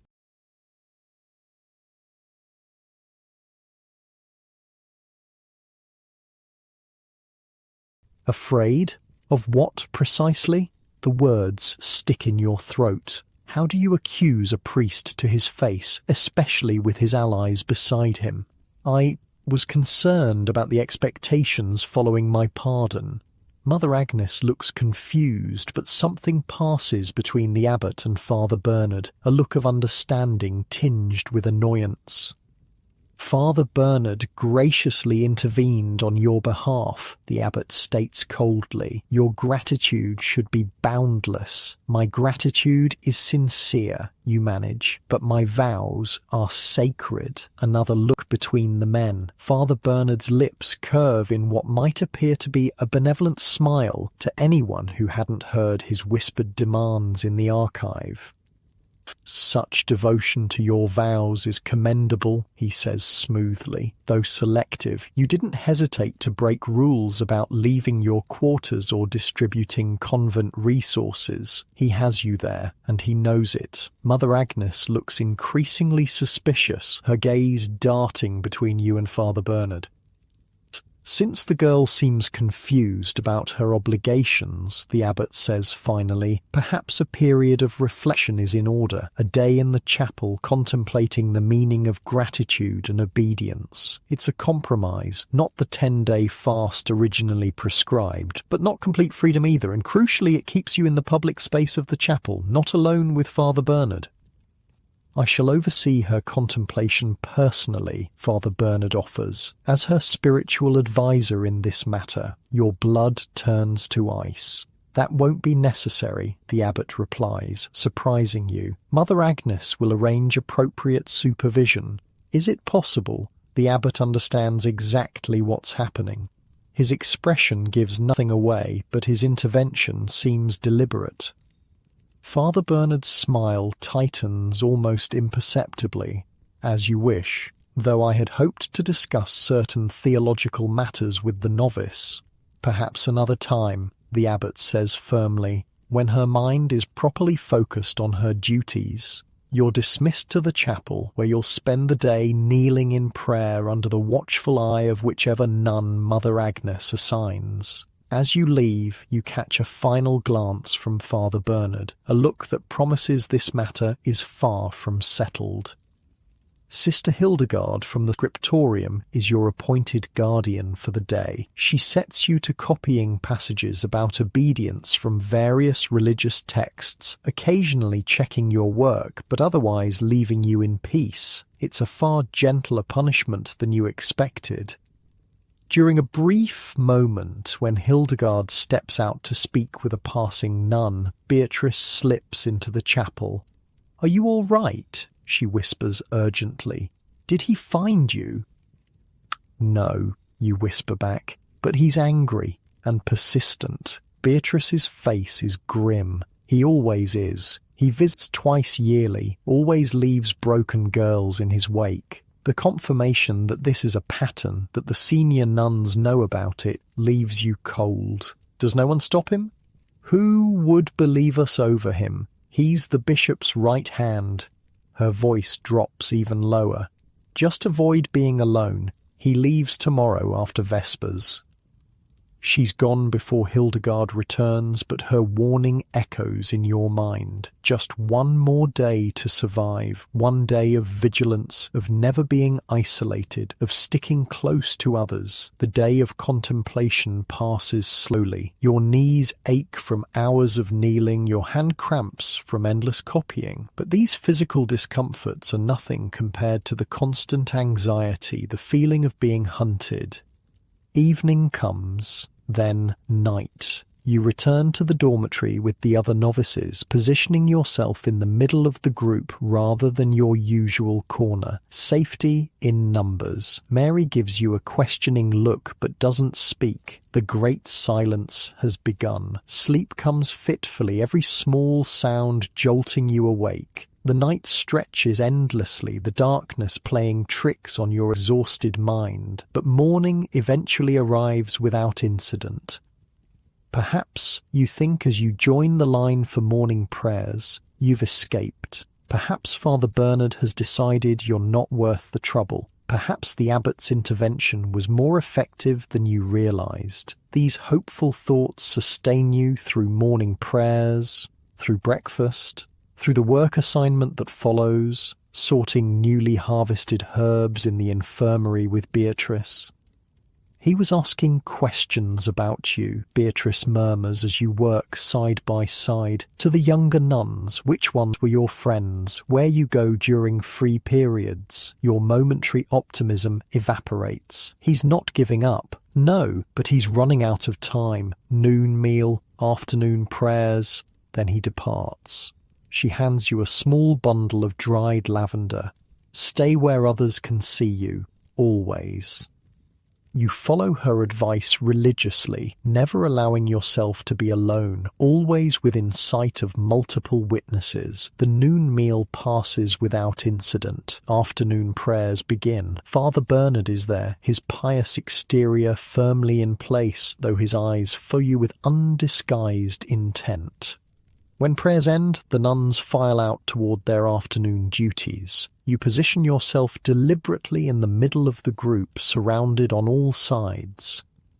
But as you reach the narrow corridor outside the chapel, a commotion erupts at the front of the line. Two novices collide, one dropping an armful of prayer books, parchments scattering across the stone floor. Everyone stops, some bending to help, others trying to navigate around the obstruction. In the confusion, a hand grips your arm, yanking you sideways through a small door you've never noticed before. Before you can cry out, you're pulled into darkness, a hand clamping over your mouth.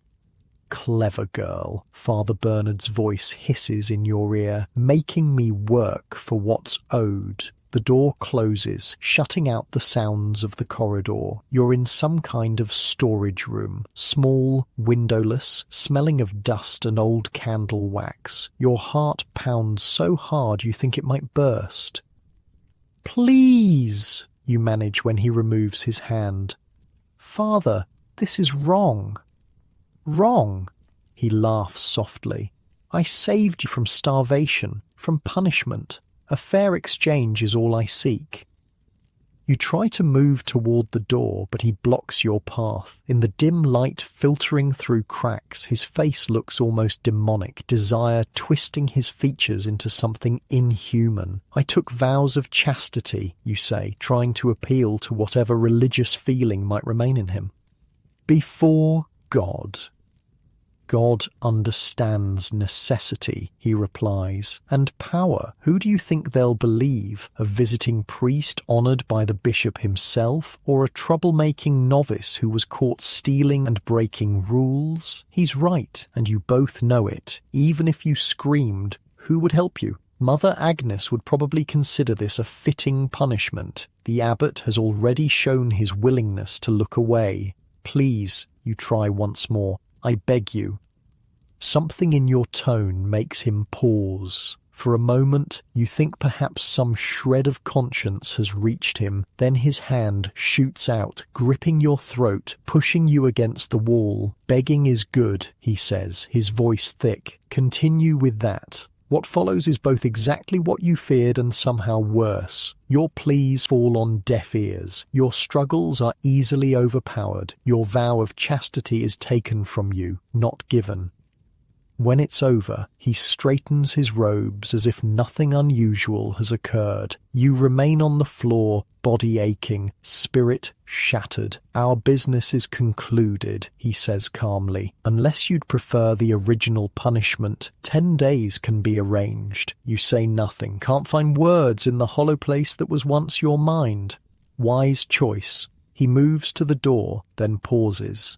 This remains between us. A confession of any kind would be unfortunate for you. He leaves you there on the cold stone floor, staring at the ceiling's cracks. You don't know how long you stay, unmoving, barely breathing. Time loses meaning. The only reality is the pain, physical and otherwise. Eventually, you force yourself to move, to straighten your habit, to wipe your face, to stand on legs that threaten to buckle, to open the door and check the now empty corridor, to walk somehow toward the infirmary where Beatrice might be. The infirmary is mercifully quiet when you arrive. Beatrice looks up from grinding herbs, her greeting dying on her lips as she sees your face. "Oh, child," she whispers, "he found you. You can't speak, can only nod once." She guides you to a chair, her movements gentle, understanding. "Let me see to your injuries," she says softly. You shake your head. "No one can know." "I already know," she replies, "as do others. You're not the first he's visited."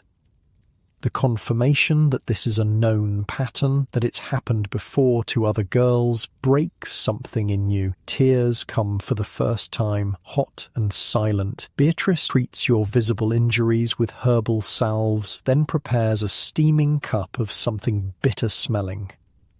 "For preventing consequences," she explains, not meeting your eyes. You drink it without question, the harsh taste barely registering.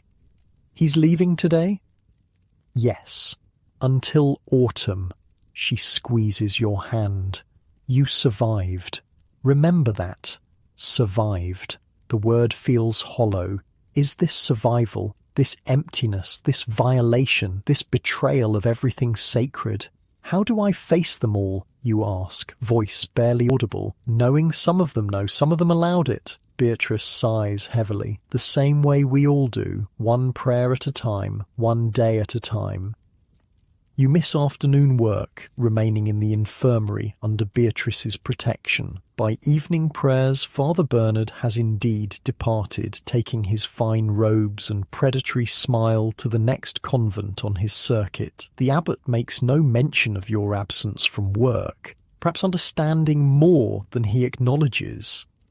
Night brings no rest. Each time you close your eyes, the storage room returns in vivid detail. The smell of candle wax, the feel of stone against your back, the weight and the pain and the helplessness. Days pass, the visible bruises fade. You go through the motions of convent life, praying, working, eating the meagre meals, sleeping on your stone corner, but something essential has changed within you, a light extinguished, a faith questioned.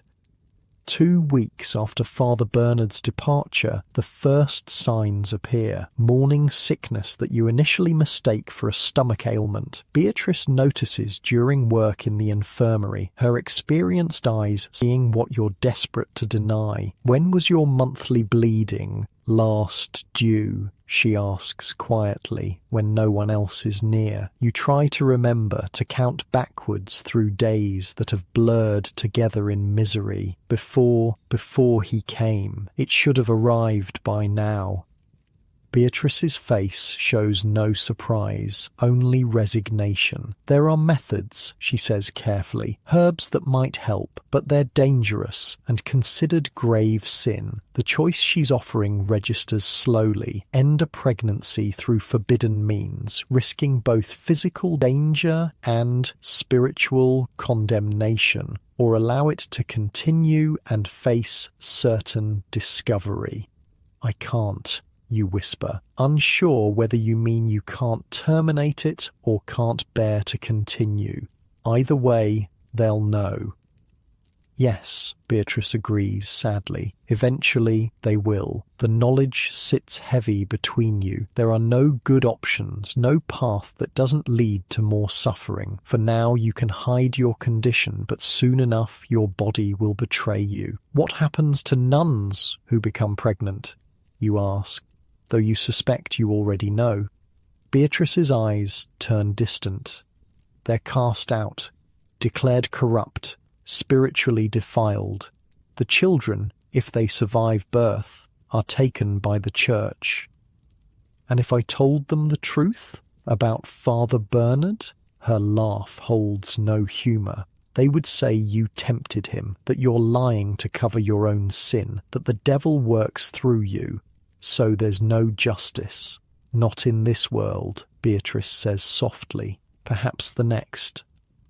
Weeks pass. You do what you can to hide your condition, wearing your habit looser, eating little to minimize the changes in your body. But the morning sickness persists, and twice you've had to rush from prayers to be violently ill outside. Mother Agnes watches you with increasing suspicion. You catch her conferring with other senior nuns, their eyes tracking your movements, noting your pallor, your occasional unsteadiness. The inevitable confrontation comes one morning after you've been sick again. Mother Agnes corners you in a corridor, her thin face alight with malicious triumph. You're with child, she states flatly. Not question. You say nothing, which is answer enough. Whose is it? She demands. Which village boy did you meet at the wall? The same one you stole food for? For a moment, you consider telling the truth, naming Father Bernard, forcing them to confront the predator they've enabled. But Beatrice was right. They would never believe you over him, and the retribution would be swift and terrible. No one you know, you say finally. Mother Agnes's lip curls in disgust. Harlot, you've defiled holy ground. The word stings despite its injustice. It wasn't my choice, you whisper. Silence, she snaps. The abbot will hear of this immediately. The convent explodes with the news. By midday, every nun knows. The novices avoid you, as if pregnancy might be contagious. The senior nuns eye you with disgust or morbid fascination. Only Beatrice, Mary, and Elizabeth show anything resembling compassion, though they're careful not to do so openly. The abbot summons you to the chapter house, where Mother Agnes and her circle await. Their faces form a wall of judgment, unmoved by your unspoken suffering. You have betrayed your vows, the abbot intones gravely, brought sin and shame into this holy refuge. Father, please, you begin, but he silences you with a raised hand. Who is responsible for this abomination? He demands. A name hovers on your lips, Bernard, but you swallow it back. Even now, something stops you from speaking the full truth. Fear, perhaps. Or the certainty of disbelief. It doesn't matter, you say instead. Mother Agnes hisses in outrage. It matters greatly. You will name him. You look at her, then at the abbot, seeing the hypocrisy laid bare. They care about the man's identity, not out of concern for you, but to ensure their convent's reputation remains untarnished. To control the narrative. No. You say simply. The abbot's face darkens. This defiance compounds your sin. You will be made an example of. The punishment is to be public, not just before the convent, but before the village as well, a spectacle of shame and judgment designed to reinforce the church's moral authority. Give you one day to prepare, one day to contemplate what's coming, one day to say goodbye to the few friends you've made in this place. Mary finds you in the dormitory, sitting alone on your stone corner. Everyone else has moved their sleeping mats away from you, as if sin might spread through proximity. Is it his? She asks quietly, meaning Father Bernard. News travels, even in a place of supposed silence. You nod once. "I'm sorry," she says, and the simple acknowledgement of your suffering nearly breaks you. "What will you do after?" After. The word feels impossible. There is no after you can imagine. "I don't know," you admit. "My family won't take me back." "There are places," Mary says hesitantly, "in the cities, houses for women like women who need shelter." The unspoken words hang between you. Houses for fallen women, prostitutes, the lowest of the low in society's eyes. Is that my choice? Brothel or starvation? Mary has no answer for this. No one does. The day of your public humiliation dawns bright and clear, as if the heavens themselves are conspiring to ensure maximum visibility for your shame. The village square has been prepared, a raised platform where normally market vendors would sell their goods, now transformed into a stage for your degradation. Word has spread. Villagers gather, their faces a mixture of morbid curiosity and predetermined judgment. Children point and whisper, men leer, women clutch their own children closer, as if your supposed sin might be catching. You recognize faces from your former life. The baker who used to slip you extra bread when your father wasn't looking. The blacksmith who once commented on your pretty smile. The general who wanted to marry you, now watching with smug satisfaction at your fallen state. And there, your father, drunk even at this early hour, swaying slightly at the edge of the crowd. Your eyes meet briefly before he looks away, his face a mask of shame and disappointment. The convent procession arrives, led by the abbot and Mother Agnes. The nuns file into formation, black habits stark against the spring greenery. You walk behind them, escorted by two senior nuns who grip your arms like prison guards. The abbot addresses the crowd, his voice carrying across the square. He speaks of sin, of temptation, of the weakness of female flesh. He presents your case as a cautionary tale, the beautiful girl who spurned honest marriage, entered holy orders, then succumbed to carnal temptation. Every word is either false or twisted, but who would believe your version? Not these people who've already decided your guilt. Not this community that needs someone to judge, to feel righteous by comparison. The sinner will now confess her sins before all, the abbot announces, gesturing for you to step forward. You stand at the edge of the platform, facing the sea of hostile faces. Your mouth opens, but no words come. What is there to say that wouldn't be another lie piled upon the many already spoken? Confess, Mother Agnes hisses behind you. You begin, your voice cracking. The crowd leans forward, eager for the salacious details, the admission of depravity. But you try again. Confess, the abbot commands, his patience visibly thinning, and so you do. Not the truth. They don't want truth. You confess to things you never did. Lust, disobedience, pride, the catalogue of sins they've already decided you're guilty of. The villagers gasp, nod, judge. Your father stumbles away halfway through, unable to bear more. The general watches with undisguised satisfaction. These people who once knew you as a neighbour, a daughter, a potential bride, now see only a fallen woman, a cautionary tale. When your confession ends, the abbot presents you with a whip. Not a symbol, but an actual instrument of pain. Leather straps knotted with small metal pieces. Punish yourself for God, he intones. Show your repentance through suffering. The crowd falls silent as you take the whip with trembling hands. This is the moment they've truly come for. Not the confession, but the blood, the spectacle of physical punishment that allows them to feel both righteous indignation and base excitement. You turn, bearing your back as instructed. The habit has been specially modified for this purpose, cut low to expose your skin to the lash. A final humiliation, your body, already violated in private, now exposed for public judgment. The first strike is the hardest, your own arm delivering pain to your own flesh. The leather bites, the metal pieces tear. The crowd's collective intake of breath is audible.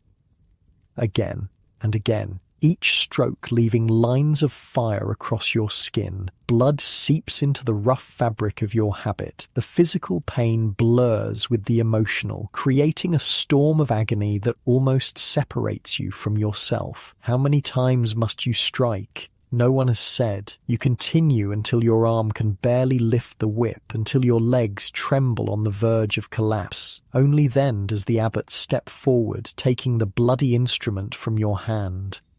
"May God show mercy to your corrupted soul," he pronounces, loud enough for all to hear. The spectacle concluded, the crowd begins to disperse. The entertainment over, they return to their daily lives, carrying tales of the fallen nun to spread over dinner tables and ale benches. The nuns lead you back toward the convent, but Mother Agnes steps forward, blocking the path. "Not that way," she says coldly. "Your presence would defile holy ground." You stare at her in confusion, blood still running down your back, legs barely supporting your weight.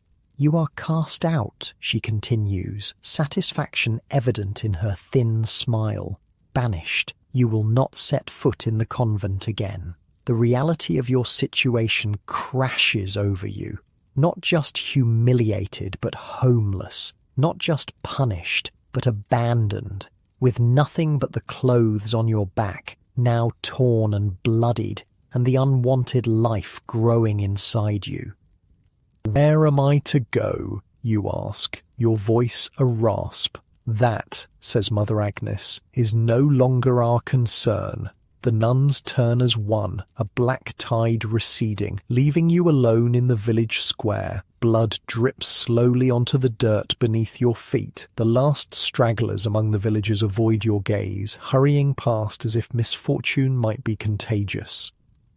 You stand there, swaying slightly, uncertain which direction to even begin walking. Every path seems to lead nowhere. Every future you can imagine ends in suffering or death. In the distance, church bells ring, calling the faithful to prayer. The same bells that woke you at 4 each morning. The same bells that structured your days of captivity. Now they toll for others, their sound a reminder of all you've lost and all that was taken from you.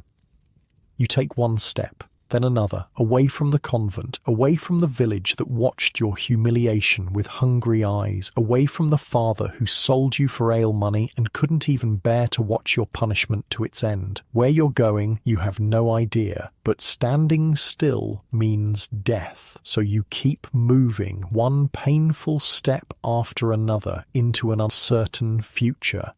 The village streets feel foreign now. You once belonged here, once knew every corner, once greeted neighbours who smiled in return. Now you're a ghost, drifting through familiar places made strange by rejection.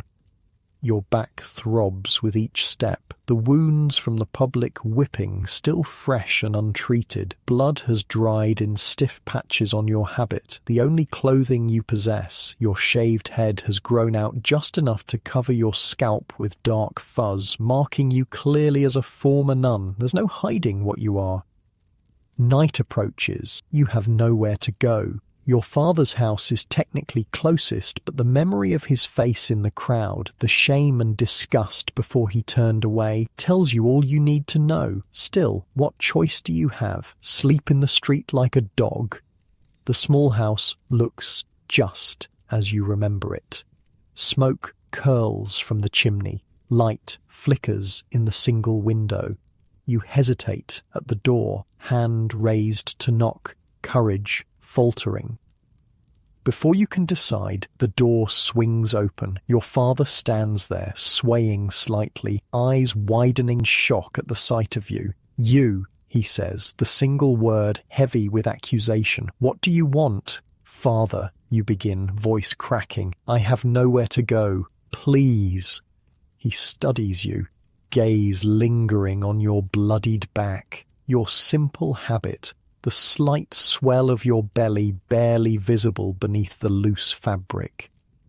"You failed God," he says flatly. "You failed us. You're no daughter of mine." The door slams shut, just like that. The final rejection, the last tie severed. You stand there, staring at the wooden planks, feeling nothing and everything at once. Tears threaten, but you blink them away. Crying won't help. Nothing will help except surviving somehow, 1 hour at a time.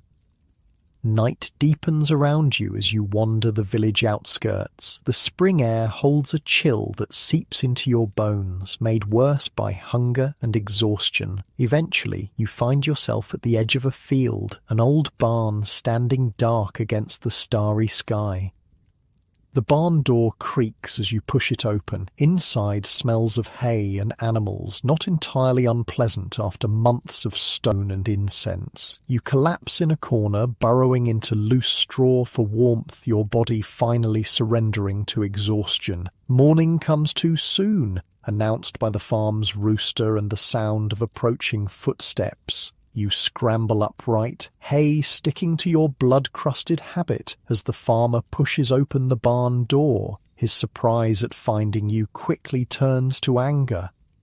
"Get out," he shouts, grabbing a pitchfork. "Stealing my shelter after disgracing yourself before the whole village? Please," you try to explain. "Just for one night. I'll work. I can help with anything." His wife appears behind him, her face hardening as she recognizes you. "The fallen nun," she says, making the sign of the cross. "No wonder our cow's milk soured overnight. Your sin pollutes everything it touches." There's no reasoning with superstition or fear. You back away, hands raised, and hurry from the property before the pitchfork becomes more than a threat. The next 3 days follow a similar pattern. Nowhere welcomes you. The bakery where you once received extra treats now refuses to sell you even a crust. The well where village women gather falls silent when you approach, resuming conversation only after you've taken your water and moved away.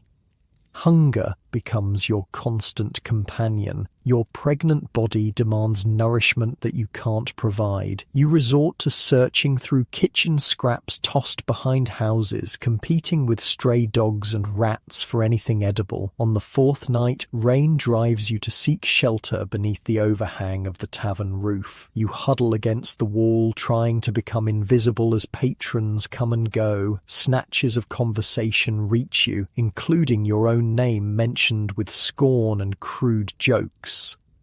Got what she deserved, that one. Always too proud of her pretty face. Bet she's not so lovely now, is she? Wonder which man got under her habit. 5 coppers, says it was the blacksmith's son. Nah, probably some traveller, someone who didn't know better. Their laughter cuts deeper than you'd like to admit. These people once knew you, once greeted your father with respect, once commented on your beauty, once considered you a potential wife for their sons. Now you're just entertainment, a cautionary tale to frighten daughters into obedience. A serving girl emerges from the tavern's back door, emptying a bucket of kitchen scraps onto the muddy ground. She notices you huddled against the wall and pauses, recognition flickering in her eyes.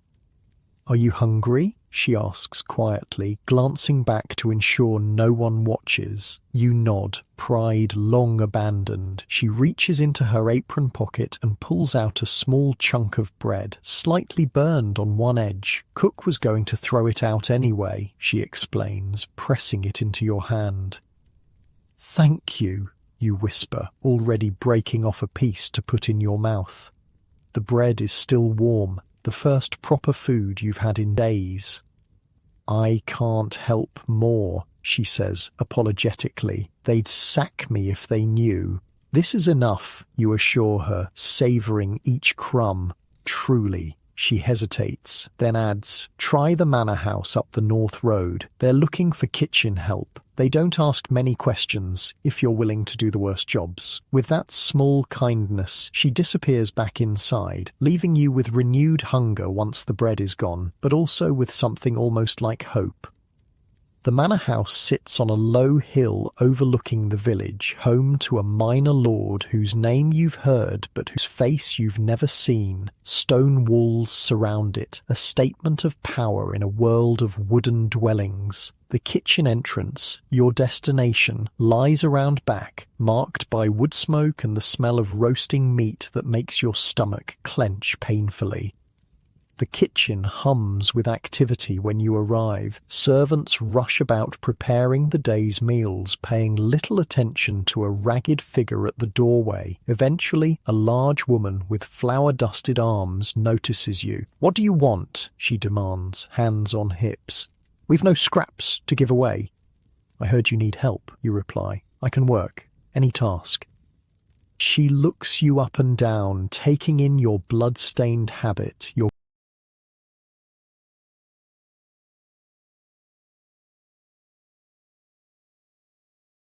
growing belly, your exhausted face. Under normal circumstances, she'd probably send you away immediately, but her kitchen seems understaffed, pots bubbling unattended, tasks clearly backing up.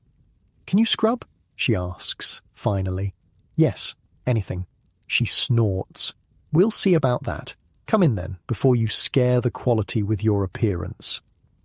The kitchen's warmth envelops you, the first true warmth you've felt since leaving the convent. The cook, who introduces herself simply as Marta, points to a pile of blackened pots. "Clean those first, then we'll see."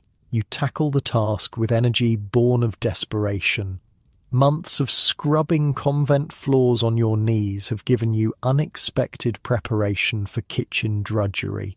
The pots shine when you finish, your raw hands a small price for the chance to earn your place. Marta inspects your work with grudging approval. "Not bad. What's your name, girl?" You hesitate. Your name carries your past with it now, tainted by public shame. "Agnes," you lie, borrowing your tormentor's name with bitter irony. If Marta suspects the falsehood, she doesn't comment. "Well, Agnes, I can offer you meals and a corner in the storeroom in exchange for work. But know this," her voice drops. "If you steal, if you cause trouble, if you bring shame on this household, you're gone. No second chances." "I understand," you say, and you do. This tenuous opportunity is the closest thing to mercy you're likely to find. "And that," she adds, nodding toward your swelling belly, "will need addressing when the time comes. It won't interfere with my work until then, you promise. See that it doesn't." And so begins your new life as a manor house drudge. Your duties quickly expand beyond cleaning pots to include the most undesirable tasks in the household: emptying chamber pots, scrubbing privies, hauling waste to the midden heap, cleaning the worst kitchen spills. Anything too disgusting for regular servants falls to you. But there are compensations: regular meals, even if they're just leftovers and burnt edges, a dry place to sleep in the storeroom corner with actual blankets, a roof over your head, safety from the elements and from villagers' scorn. The other servants largely ignore you, maintaining distance from the fallen nun who's clearly brought shame upon herself. But they don't actively torment you either, too busy with their own duties to waste energy on cruelty. Weeks pass. Your body changes more noticeably, the new life within making its presence known despite inadequate nourishment and harsh conditions. You work until your back aches, until your feet swell, until Marta herself occasionally tells you to sit down before you collapse. "No good to me unconscious," she says gruffly, pushing a mug of watery ale your way. "Rest a moment."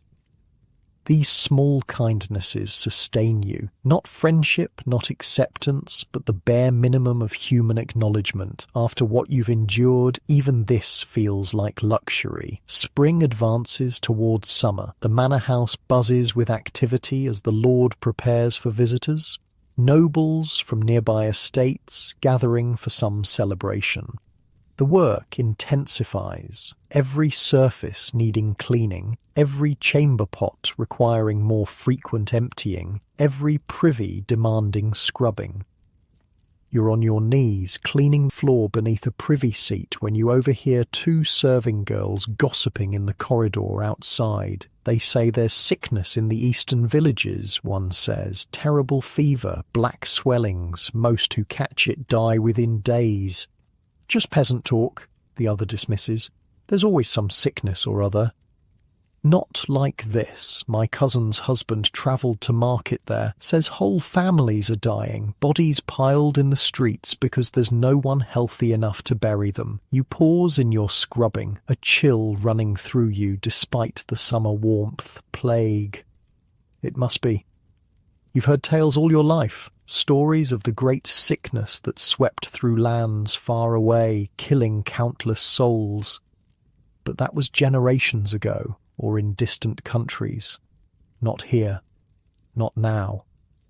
The conversation moves on to more immediate concerns about the upcoming feast, but the seed of worry has been planted. Over the next several days you hear more whispers, more villages affected, the sickness spreading westward, people fleeing, carrying disease with them. The lord of the manor seems unconcerned, proceeding with plans for entertaining his noble friends. The common folk's suffering rarely troubles those in power until it reaches their doorstep. One morning, as you empty kitchen slop buckets at the midden heap, you notice unusual activity at the manor gates. A group of ragged people huddle there, pleading with the guards, who hold them back with spears. "Please, our village is dying, we have nowhere else to go." "Lord's orders," a guard replies flatly. "No strangers admitted, especially not from plague villages. We're not sick, we left before it came." That's what they all say. Move on before we make you. You watch, hidden behind the midden heap, as the desperate group eventually gives up and continues down the road. Their faces haunt you, the same fear, the same homelessness you experienced when cast out from the convent. That night, the first noble guests arrive for the feast. Your workload doubles, then triples. The fine lords and ladies go through chamber pots at an alarming rate, their bodily functions apparently enhanced by excessive wine and rich food. You're running yourself ragged, keeping up with demands, your pregnant body protesting the strain, Marta notices, occasionally sending others to help with the heaviest tasks, though she'd never admit to showing consideration. "Don't drop dead in my kitchen," she mutters, when you stumble from exhaustion. "The paperwork would be intolerable." 3 days into the gathering of nobles, the first case appears within the manor. A kitchen boy, feverish and complaining of pain in his armpits. By evening, black swellings have appeared. By morning, he's dead. Panic erupts. Nobles pack their belongings, fleeing back to their own estates, despite the lord's protests that it's surely just common ague, not the dreaded plague. Servants desert their posts, risking punishment rather than remaining in what rapidly becomes a death house. Within days, the manor's population has halved. Those too loyal or too fearful to leave watch each other with suspicious eyes, monitoring for the first signs of illness. You consider running too, but where would you go? The countryside teems with desperate, homeless people fleeing the spreading sickness. The villages bar their gates against strangers. The roads are dangerous for anyone, let alone a pregnant woman alone. So you stay, continuing your work as the household crumbles around you. The privies still need cleaning. The chamber pots still need emptying. If anything, the work increases as more servants vanish. Marta remains as well, her kitchen now staffed by just 3 people instead of 12. Plague or No plague. People need to eat, she says pragmatically, and I'm too old to start running now. You admire her stoicism, her refusal to bow to fear. Perhaps after a lifetime of hard work and limited options, one threat looks much like another. The sickness spreads through the manor house like fire through dry grass. Footmen, housemaids, stable boys, even the steward falls ill, his authoritative voice reduced to delirious mumblings before silence claims him altogether. The Lord and his immediate family lock themselves in the manor's east wing, refusing contact with anyone except a few trusted servants. Food is left outside their doors, messages passed under them, no direct interaction permitted. You and Marta keep the kitchen running somehow, preparing simple meals for the dwindling household. The work is endless, exhausting, but strangely purposeful. You're needed now in a way you never were in the convent, your labour directly supporting survival rather than arbitrary rules. "Why do you stay?" you ask Marta one night as you both collapse at the kitchen table, too tired even to reach your sleeping quarters. "You could have gone with the others." She gives you a long look, her weathered face unreadable in the candlelight. "Been with this household 30 years. Where would I go that's any safer?" She pushes a chunk of bread your way. "Besides, someone has to make sure you don't birth that babe into a world with no food prepared." The gruff statement, the closest to explicit care she's ever expressed, brings unexpected tears to your eyes. You blink them away quickly, focusing on the bread. "Thank you," you say simply. She grunts in acknowledgement. "Get some sleep. Tomorrow won't be easier." She's right. The next day brings news that the Lord himself has fallen ill. The East Wing, supposedly the safe haven, has been breached by invisible death. His wife and children remain healthy for now, but terror grips the household at the realization that rank offers no protection against plague. The few remaining servants are summoned to help care for the sick. Not you, of course. The fallen pregnant nun is hardly considered suitable for attending nobility. Instead, your duties expand to cover the work of those now nursing the Lord's family. It's while emptying chamber pots in the servants' quarters that you first notice the symptom, a tenderness under your arm, painful when you reach up to place a pot on its shelf, probably just a strain from overwork, you tell yourself, your body protesting the endless lifting, carrying, scrubbing. By evening, you can no longer deny it. Heat courses through your body. The tenderness has become a distinct swelling. Your head pounds. Your heart races. Each breath feels like drawing fire into your lungs. You've seen enough cases now to recognize the signs. The plague has found you too.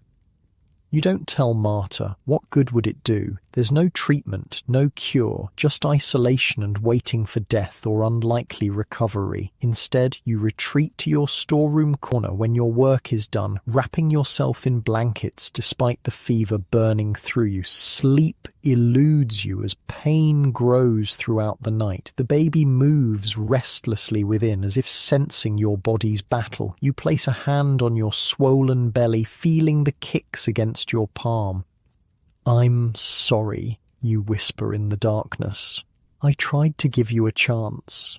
Morning brings no relief. Somehow you force yourself up, moving through kitchen duties like a ghost, hoping no one notices your flushed face, your trembling hands. Marta gives you concerned glances but asks no questions, perhaps fearing the answers.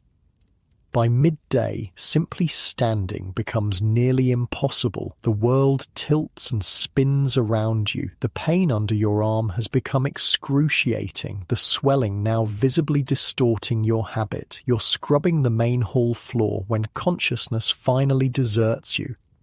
The brush slips from your grasp. The stone rushes up to meet you. Darkness swallows everything.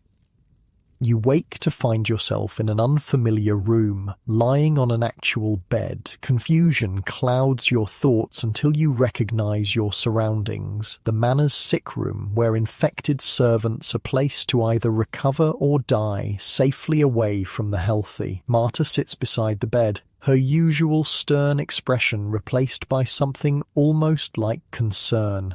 "About time," she says, seeing your open eyes. "Thought you might sleep straight through to Judgment Day." "How long?" Your voice emerges as a rasp. "Day and a half." She offers a cup of water, helping you lift your head to drink. "You should have said something. Wouldn't have changed anything." She can't argue with that truth. "Well, you're still alive. That's more than most can say after this long with the fever." You try to sit up, but your body refuses to cooperate. Every muscle aches. Your head pounds with each heartbeat. The swelling under your arm throbs in rhythm. "The baby?" you manage to ask. "Still moving. I checked." Marta's hand briefly touches your forehead, checking for fever. You're both fighters, it seems. The observation strikes you as strangely accurate. You have fought against your father's neglect, against the convent's cruelty, against Father Bernard's violation, against the village's rejection. You're still fighting now, your body battling invisible enemies while sustaining another life.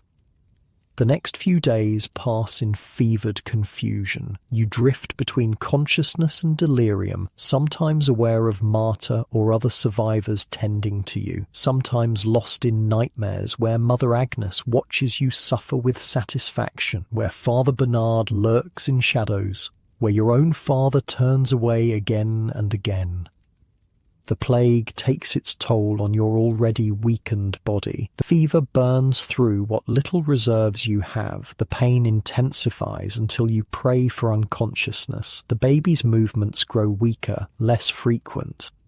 In rare lucid moments you hear updates on the manor's situation. The Lord is dead, his eldest son as well. His wife and younger children have fled to a country estate, abandoning the sick to their fate. Half the remaining servants have perished. The survivors consider each day alive a victory against diminishing odds.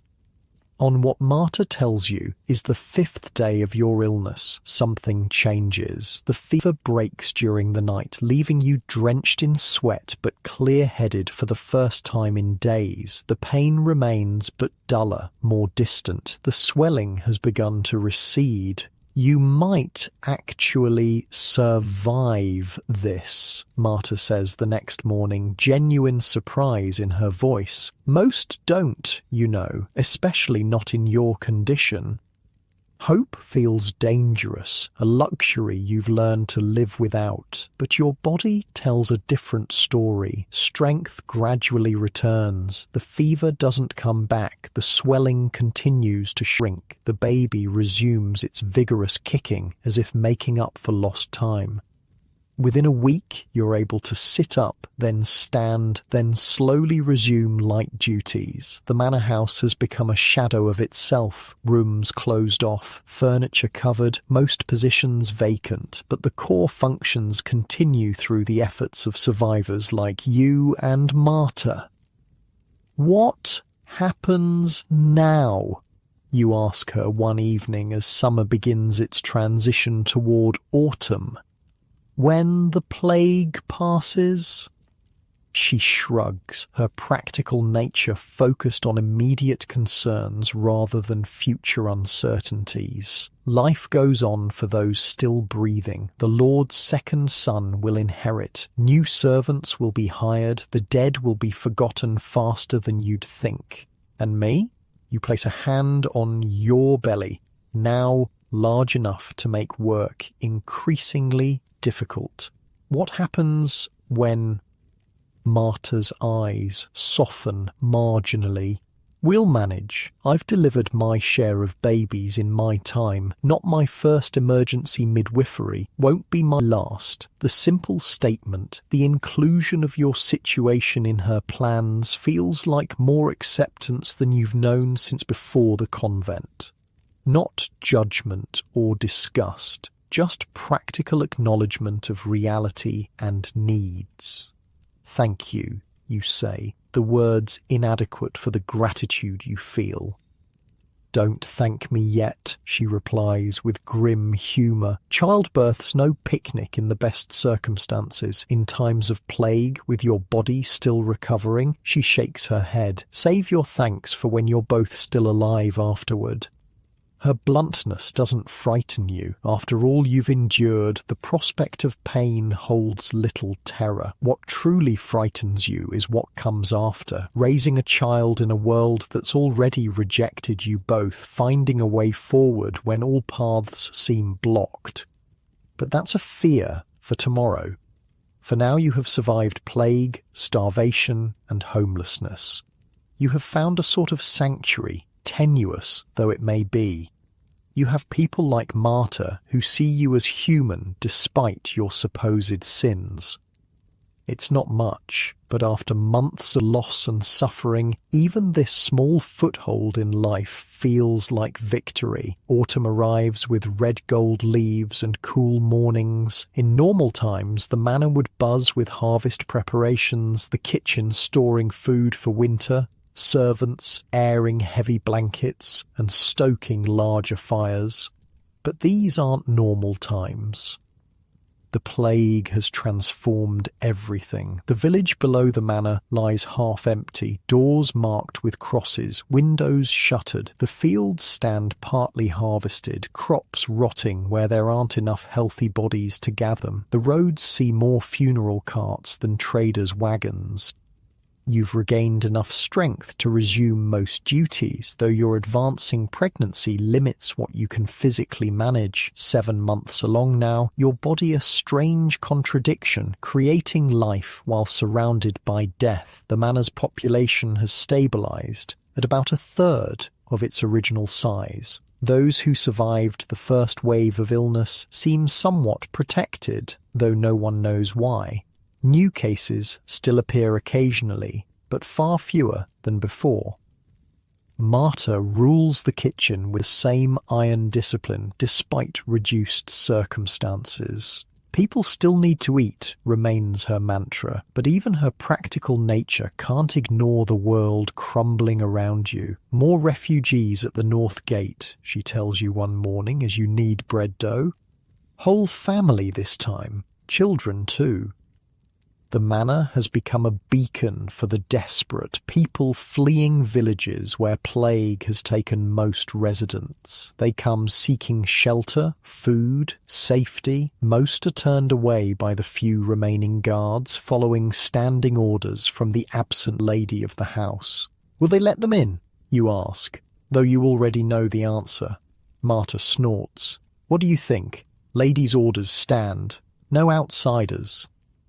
You focus on the dough beneath your hands, pressing perhaps harder than necessary. The injustice burns, especially knowing how much space lies empty in this massive house, how much food remains in the storerooms while people starve outside the gates. It's not right, you say finally. Right's got nothing to do with it, never has. Marta checks the fire under a simmering pot, especially not for common folk like us. You've learned this lesson repeatedly, from your father selling you to the convent, from Father Bernard's violation, from the village's rejection. The powerful write the rules to protect themselves, not to dispense justice.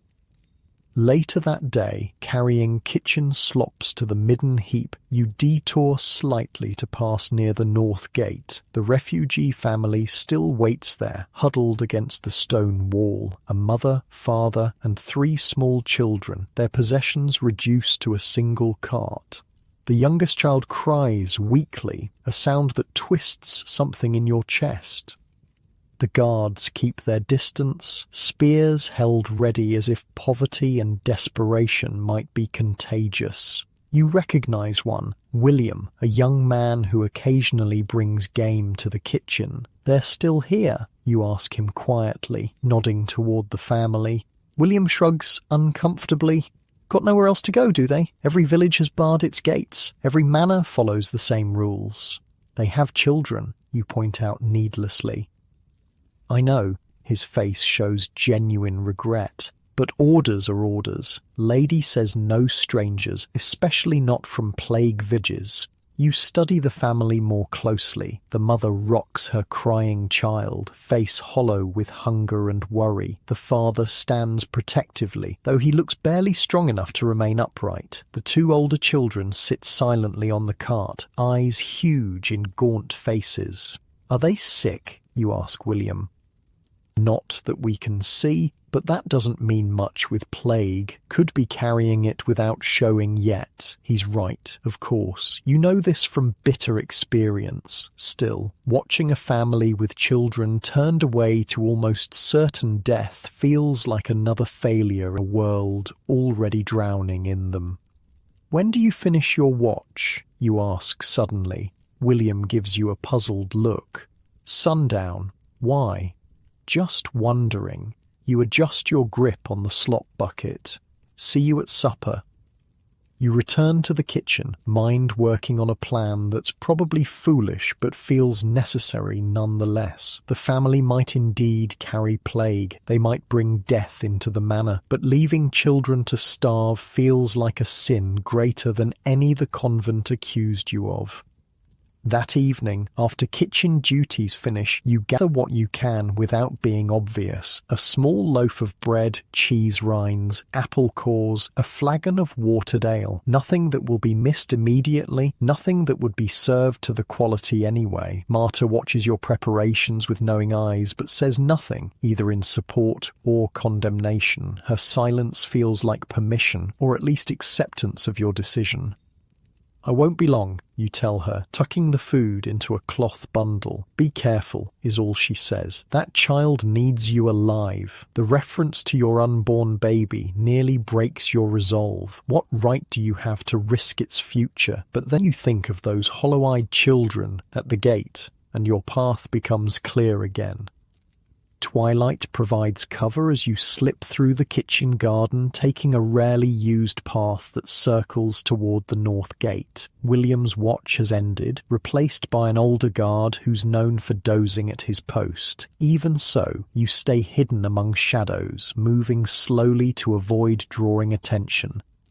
The refugee family has created a makeshift camp against the manor wall, a short distance from the gate where the guards can still see them but aren't bothered by proximity. A small fire burns, barely enough for warmth, let alone cooking. You approach cautiously, not wanting to frighten them. "Hello!" you call softly when you're close enough. "I brought food."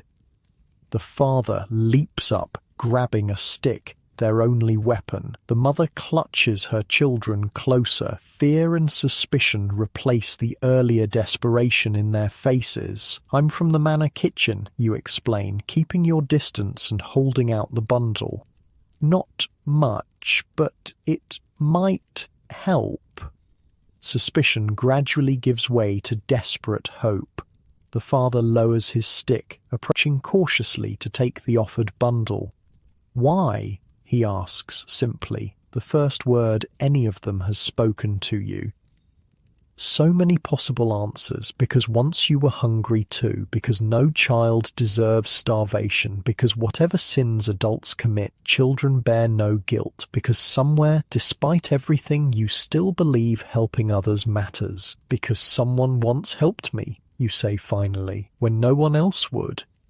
Understanding passes between you, the recognition of shared suffering, of being at the world's mercy. He nods once, then returns to his family, opening the bundle with hands that tremble slightly. The children fall upon the food with frightening eagerness, their mother attempting to slow them to ensure equal sharing. You watch briefly, then slip away before the guard notices your presence.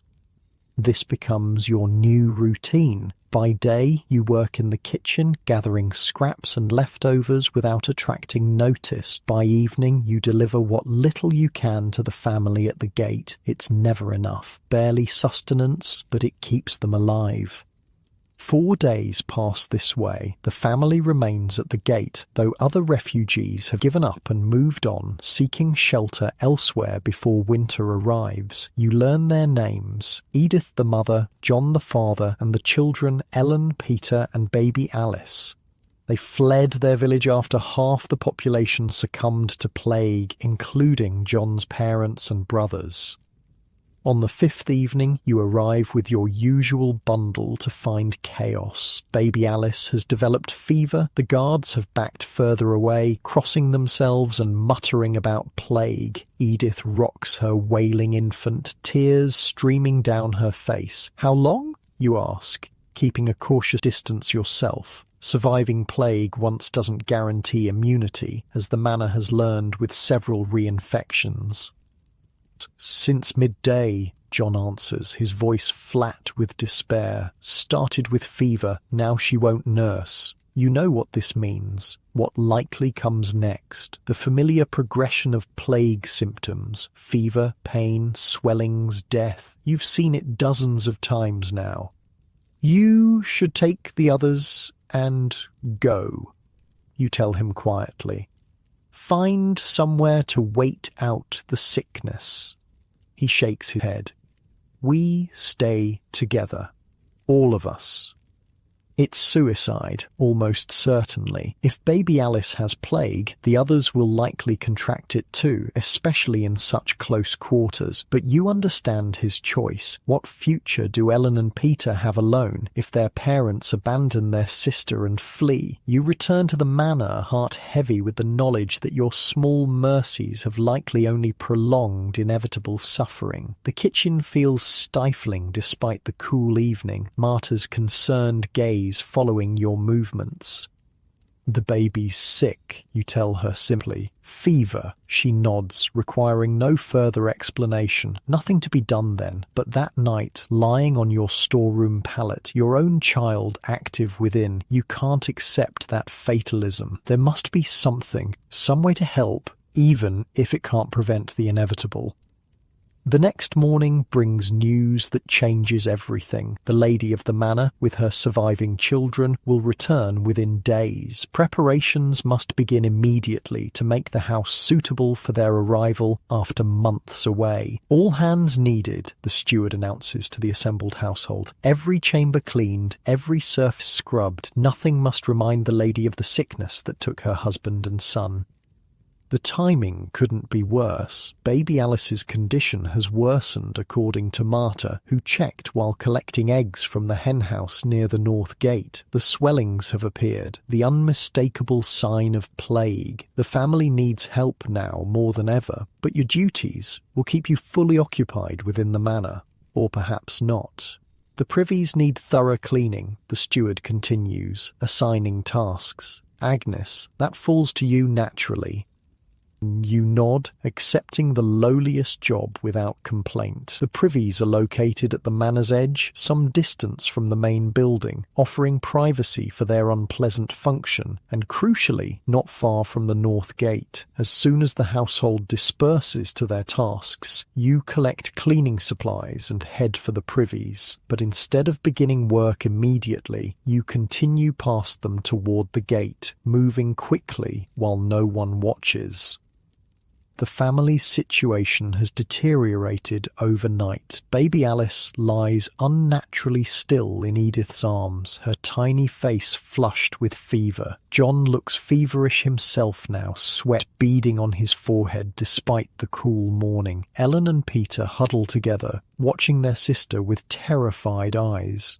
I can help, you say, approaching despite the obvious danger. I've tended plague victims before. You're with child, Edith protests weakly. You shouldn't risk yourself. I've had the plague already and survived, you explain, kneeling beside them. Let me help ease her suffering, at least. You've learned much from watching Beatrice in the convent infirmary and from the manor's experience with plague. Most cases end in death, but comfort can be provided. Cool cloths for fever, small sips of water, herbal mixtures that sometimes ease pain. You share these simple techniques with Edith, showing her how to keep Alice comfortable even if cure is impossible. I have to return before I'm missed, you tell them finally, but I'll bring more food tonight and herbs from the kitchen garden. John catches your hand as you rise to leave. Why risk yourself for strangers? The question strikes deep. Why indeed? Perhaps because helping others feels like reclaiming something the convent tried to take from you. Your humanity, your capacity for compassion without judgment. Because we're all we have, you answer simply. People like us. You hurry back to the privies, working frantically to make up for lost time. The physical labour is punishing in your condition, but the alternative, being discovered neglecting duties, would mean dismissal, leaving the refugee family without even your meagre help.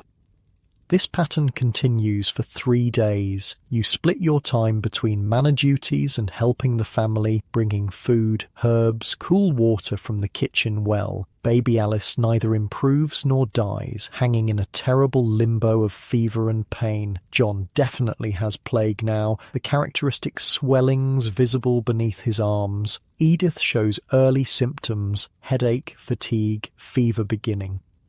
Only Ellen and Peter remain healthy, though fear has made them silent shadows of normal children. They help as they can, fetching water from a nearby stream, tending the small fire, watching the road for danger when their parents are too ill. On the 4th day, everything changes. You arrive at your morning privy cleaning duty to find John unconscious, Edith barely able to sit upright, and baby Alice unnaturally still in her makeshift cradle.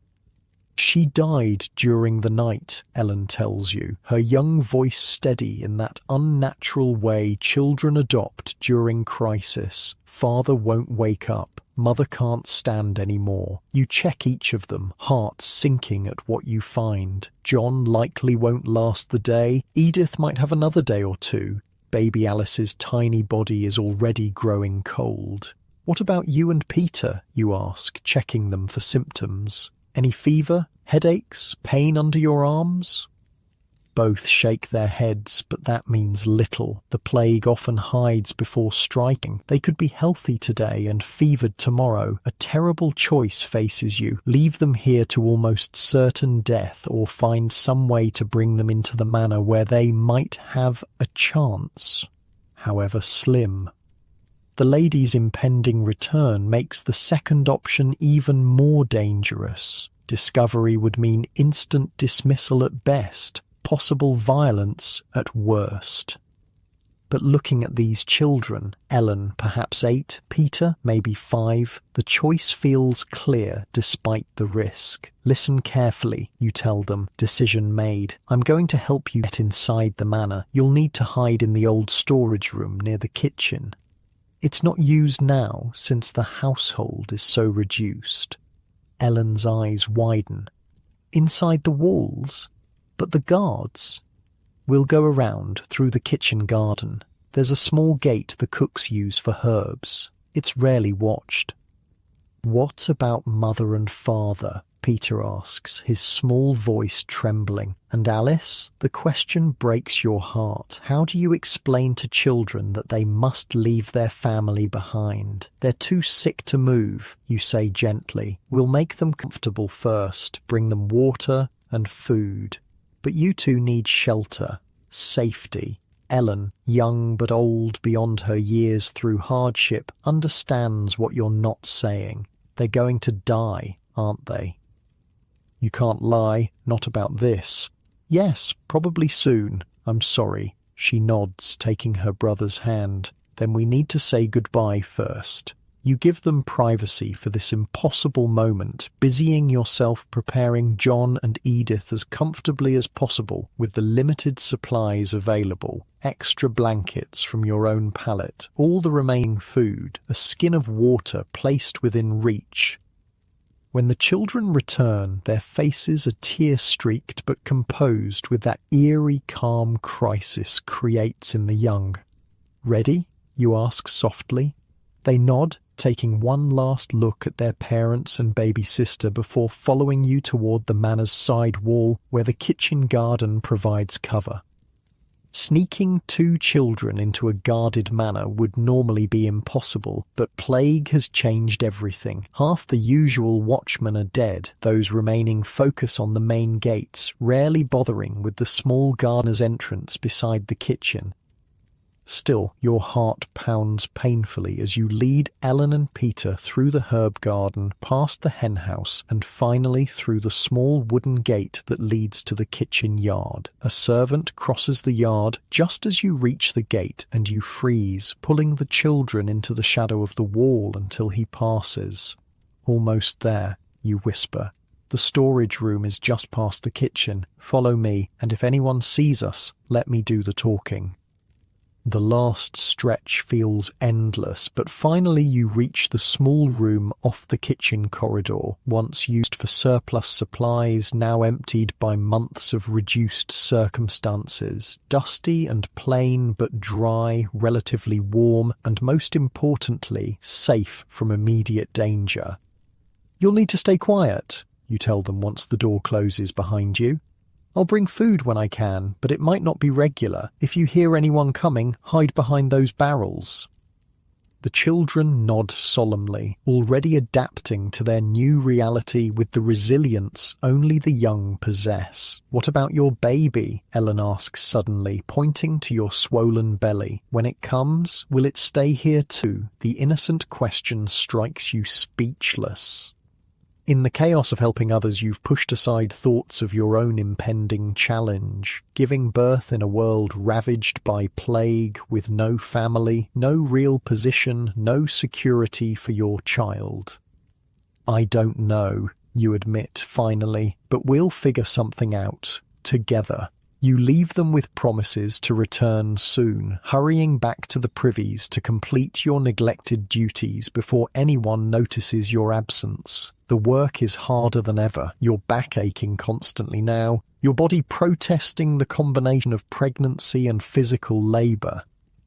But as you scrub and haul and empty, your mind keeps returning to Ellen's question. What will happen when your baby arrives? Marta has promised help with the birth itself, but after? What kind of life can you provide? What future exists for the child of a disgraced nun in a world decimated by plague?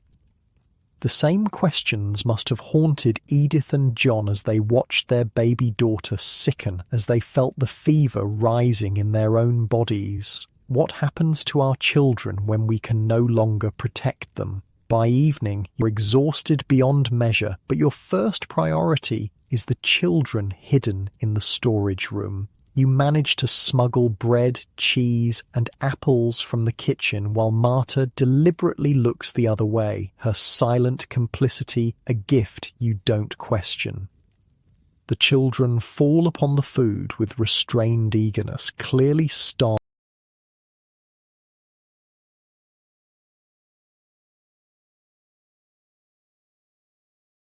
But disciplined enough to eat slowly, to save portions for later. Their parents taught them well, prepared them for a harsh world as best they could. "I need to check on your parents," you tell them after they've eaten. "I'll try to return before morning." "They might already be dead," Ellen says with that terrible matter-of-factness. "Father wasn't breathing right when we left." "Even so, I need to know and to take care of things if necessary. What you don't say is that bodies can't be left near the manor gates. That discovery of plague victims outside the walls would cause panic, perhaps a search that might reveal the hidden children. The journey back to the north gate through gathering darkness feels longer, your body leaden with exhaustion, your mind clouded with worry. When you reach the small camp, your worst fears are confirmed.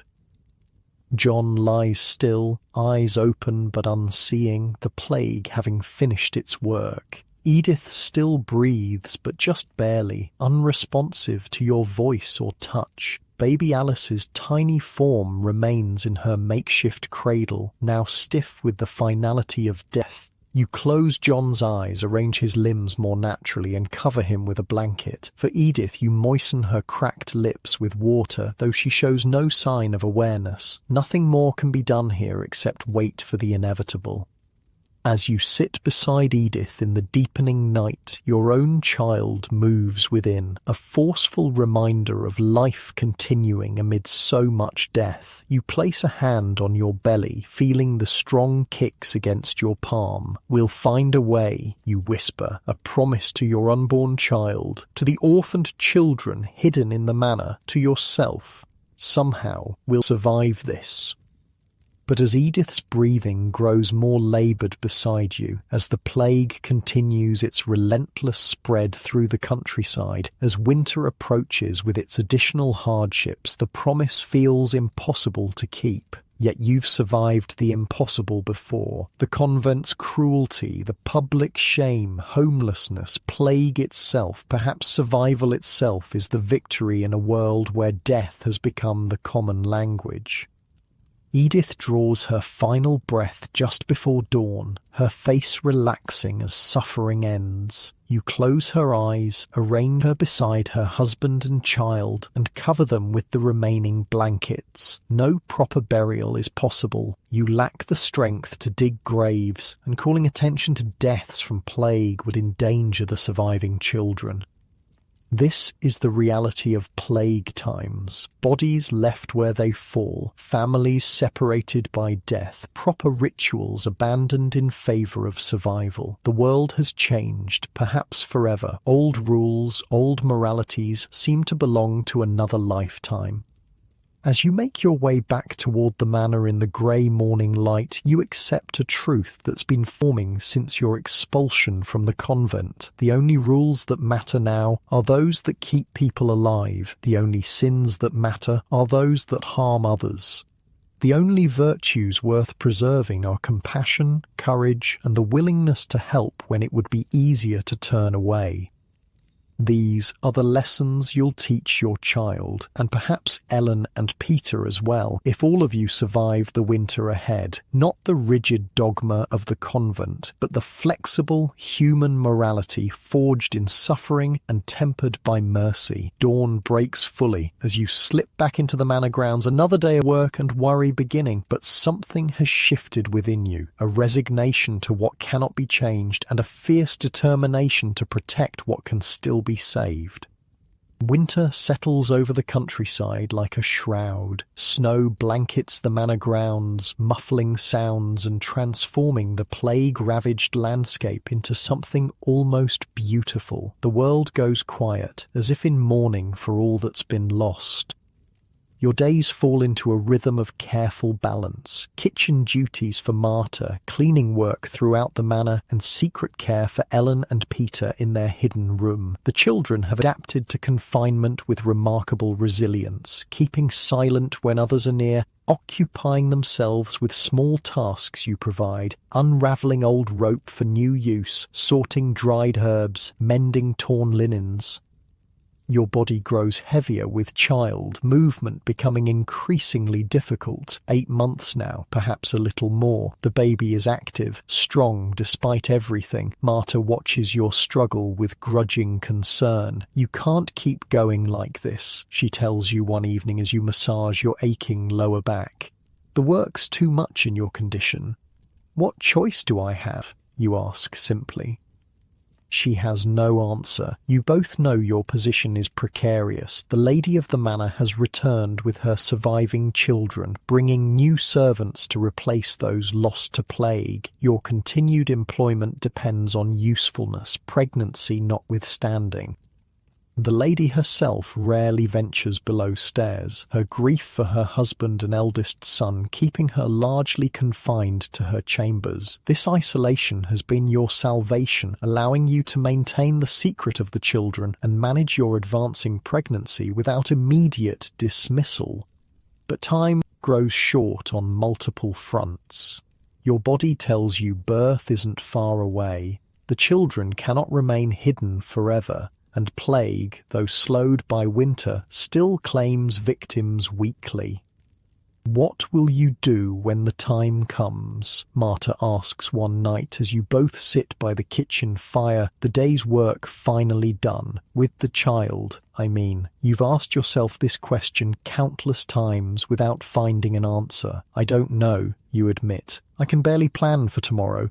let alone months ahead. The world's no place for a baby with no father, she says, not unkindly, especially now. I know. She studies your face in the firelight. The church orphanage in the next town takes unwanted infants. Most don't survive, but some do.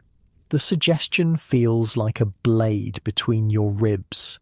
Give up your child? After everything, could you do such a thing? Yet what future can you offer instead? A life of poverty and shame, always one misfortune from starvation. I can't think about it yet, you say finally. Let me just survive the birth first.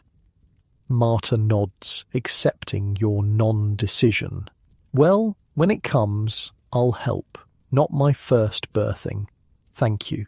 The words feel inadequate for what her support has meant these past months. She waves away your gratitude with characteristic gruffness.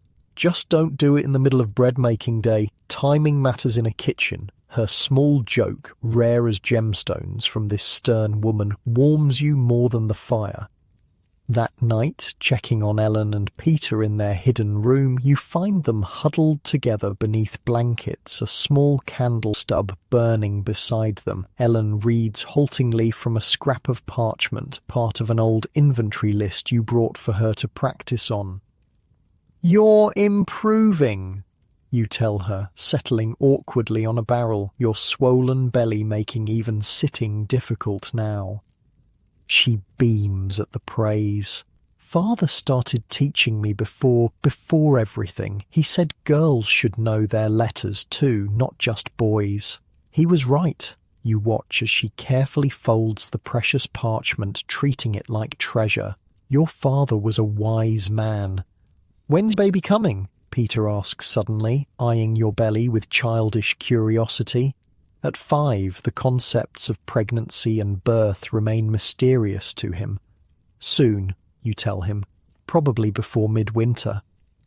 "Then what?" Ellen asks, the practical one as always. "Will you leave the manor?" The question strikes at your greatest fear. Where can you go? What future exists for a disgraced former nun with an illegitimate child? The village would never accept you back. Your father's door remains firmly closed. The roads in winter are deadly, even without plague and banditry to contend with. "I don't know yet," you answer honestly, "but whatever happens, I'll make sure you two are cared for." It's a promise you're not certain you can keep, but one you intend to honour regardless. These children have lost everything. You won't abandon them now. Days pass. The lady of the manor announces plans for a modest Christmas celebration, the first gathering since plague decimated the household. New servants busy themselves with preparations, cleaning rarely used rooms, airing linens, planning simpler versions of traditional feasts. Your own duties increase accordingly, your body protesting every additional task. The baby has dropped lower, a constant pressure that makes walking difficult. Marta assigns you kitchen work where possible, keeping you off your feet when she can manage it without attracting notice. "Any day now," she murmurs, watching you struggle to rise from a chair. "Best be prepared." You nod, knowing she's right. You've gathered what meagre supplies you can. Clean cloths hidden in your sleeping corner, a small knife sterilized in kitchen fire, strips of linen for swaddling. Not enough, not nearly enough, but the best you can manage. 2 nights before Christmas, the pains begin. Subtle at first, a tightening across your lower back, a cramping sensation that comes and goes. You continue working, saying nothing, hoping perhaps it's a false alarm. By evening, there's no more denying what's happening. The contractions strengthen, becoming regular. You find Marta in the kitchen storeroom taking inventory of spices. "It's time," you tell her simply. She nods once, practical as always. "Can you walk to your sleeping place, or do you need help?" "I can walk, but..." You hesitate, then decide truth is necessary. "Not to my usual corner. There's something you should know." The revelation of Ellen and Peter hiding in the manor doesn't shock her as much as you expected. Perhaps nothing surprises Marta anymore after all she's witnessed. Plague orphans, she confirms, already gathering supplies, clean cloths, hot water, the strong ale kept for medicinal purposes. Their parents died at the North Gate. I couldn't leave them. She sighs heavily. More mouths that need feeding. But what's done is done. The storage room, you said? You nod gratefully, understanding that her lack of outrage is its own form of acceptance. The children watch wide-eyed as you enter their hiding place, Marta following with her arms full of birthing supplies. The contractions have intensified, forcing you to pause and breathe through each wave of pain. What's happening? Peter asks, frightened by your obvious distress.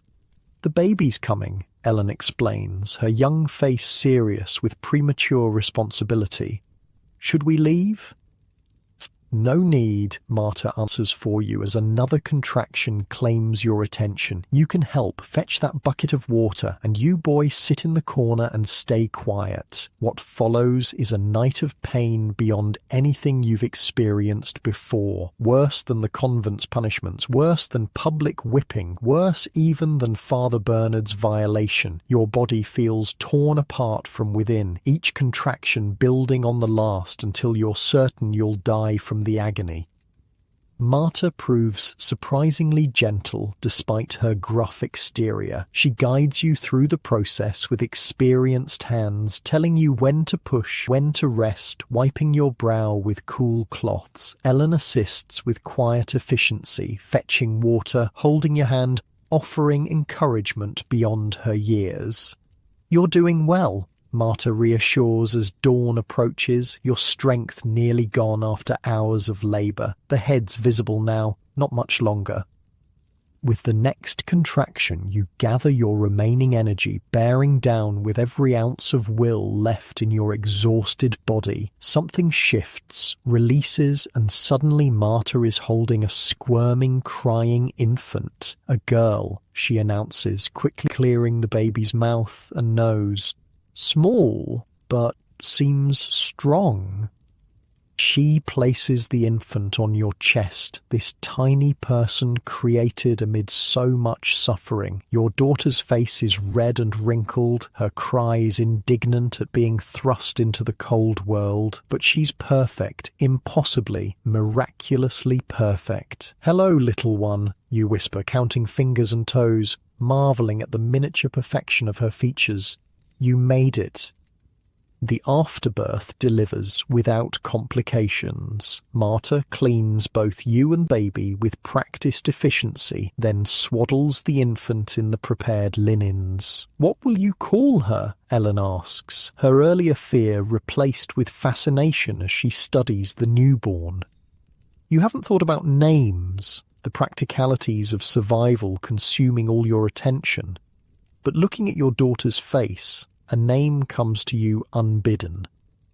Catherine, you decide, after the young nun who died in the convent, whose brief life deserved more remembrance than an unmarked grave behind the north wall. Her name is Catherine. The following days pass in exhausted blur. Your body slowly begins to recover from the trauma of birth. Little Catherine proves surprisingly sturdy despite her small size, nursing well and crying only when genuinely uncomfortable. Marta arranges for you to remain in the storage room rather than returning to your usual sleeping corner, explaining to anyone who asks that you're ill and potentially contagious. The deception buys precious time for healing, allowing you to care for your newborn and the two orphans away from prying eyes. But this arrangement cannot last indefinitely. The Christmas celebrations have ended, the manor returning to its winter routine. Questions will soon arise about your prolonged absence from duties. We need to make decisions, Marta tells you bluntly one evening, a week after Catherine's birth. About all three children, and you. You look at Ellen and Peter sleeping in their corner, then down at Catherine nursing at your breast. 3 children depending on you, 3 futures intertwined with your own uncertain one. What options do we have? You ask, voice low to avoid waking the children. Marta sits heavily on a barrel. Few, and none good. The lady won't allow known orphans to stay, especially not plague orphans, and a newborn without a father. She shakes her head. The church orphanage remains the most likely place. The thought of surrendering any of these children to institutional care makes your chest tighten painfully. You've seen how the church treats those in its power. The convent taught you that lesson thoroughly. There must be another way, you insist. Perhaps. Marta looks uncharacteristically hesitant. I have a sister, lives in a village 3 days' journey south. Her husband died years ago, but she maintains a small farm. Always wanted children, but never had any. Hope flickers faintly. Would she take them in? Possibly. 3 is many. But she's lonely, and extra hands on a farm are always useful, even young ones. Marta studies your face. You could go too. She'd make room. The unexpected suggestion renders you momentarily speechless. A place for all of you? A chance at something like a normal life? It seems too good to be possible after all you've endured. Why would she accept a disgraced nun and 3 children not her own? You ask finally. Marta's weathered face softens slightly. Because I'd ask it of her, and because good people still exist, even in these times. Tears threaten, the first you've allowed yourself in months. When could we go? When you're stronger. Spring would be safest for travel with little ones. I can send word meanwhile, make arrangements. The plan, tentative as it is, gives you something precious, hope. A future beyond mere survival, a chance for these children to grow up somewhere safe, with enough food and no constant hiding. But winter has other plans. 2 days later, a serving boy falls ill with telltale plague symptoms. Then a scullery maid, then one of the lady's personal attendants. The sickness, temporarily slowed by cold weather, returns with renewed vigour, tearing through the manor's population. Fear grips the household. The lady retreats to isolated chambers with her children, allowing no contact. Half the servants flee despite winter conditions. Those remaining maintain desperate distance from each other, watching for symptoms with paranoid vigilance. You know what's coming even before Marta confirms it. They need someone to tend the sick, she tells you grimly. Someone who survived plague before. The lady's asking for volunteers. No one will volunteer, of course. No sane person approaches plague victims willingly, but you've already had the sickness and lived. You're one of the few with experience caring for the infected. Your position is tenuous at best, especially now with a newborn to explain. They'll force me if I don't volunteer, you conclude. Marta doesn't deny it. Likely so. What about Catherine and the children? I'll watch them when I can. They're safer hidden anyway. The choice isn't really a choice at all. By midday, you're assigned to the manor's makeshift infirmary, a separate building normally used for storing grain, now filled with pallets for the growing number of sick. The work is grim and familiar, changing soiled bedding, providing water to parched lips, applying cool cloths to fevered brows, listening to the delirious ramblings of the dying, removing bodies when breath finally ceases. You return to Catherine and the children only when absolutely necessary, to feed your infant daughter, to bring food to Ellen and Peter, to snatch brief periods of rest. Even these visits carry risk, potentially bringing contagion to the healthy children. Are you going to get sick again? Ellen asks one night, watching you nurse Catherine with worried eyes. I hope not, you answer truthfully. Some who've had plague don't get it again, but others do. What happens if you get sick? Always practical, this child forced to grow up too quickly. You have no comforting answer. Marta would help you, and we'd find a way to get you to her sister's farm when spring comes. Ellen nods solemnly, accepting this uncertain future as children must in a world that offers no guarantees. Days blur together as the plague claims more victims. Your body, still recovering from childbirth, struggles with the constant physical demands. Sleep becomes a luxury, snatched in brief moments between caring for the sick and tending to the children. Perhaps it's this exhaustion that delays your recognition of symptoms in yourself. The headache you attribute to lack of sleep. The body aches to postpartum recovery. The fatigue to overwork. But when the telltale swelling appears beneath your arm, there's no more denying the truth. The plague has found you again. You say nothing at first, continuing your duties while you can still stand. The sick need care regardless of your own condition. Catherine needs milk while you can still provide it. Ellen and Peter need whatever stability you can maintain. Marta notices, of course. Her sharp eyes miss little. "How long?" she asks bluntly when she finds you leaning against a wall, fighting dizziness. 2 days, maybe 3, you admit. The swelling started yesterday. She mutters something that might be a prayer or a curse. You need to rest. Let someone else tend the sick. There is no one else?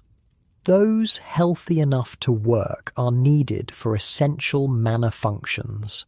Those with plague resistance are few and already assigned to the infirmary. Your children need you alive, she reminds you. I know, the fever makes your thoughts slow, muddy, but I've survived it once. Perhaps I will again.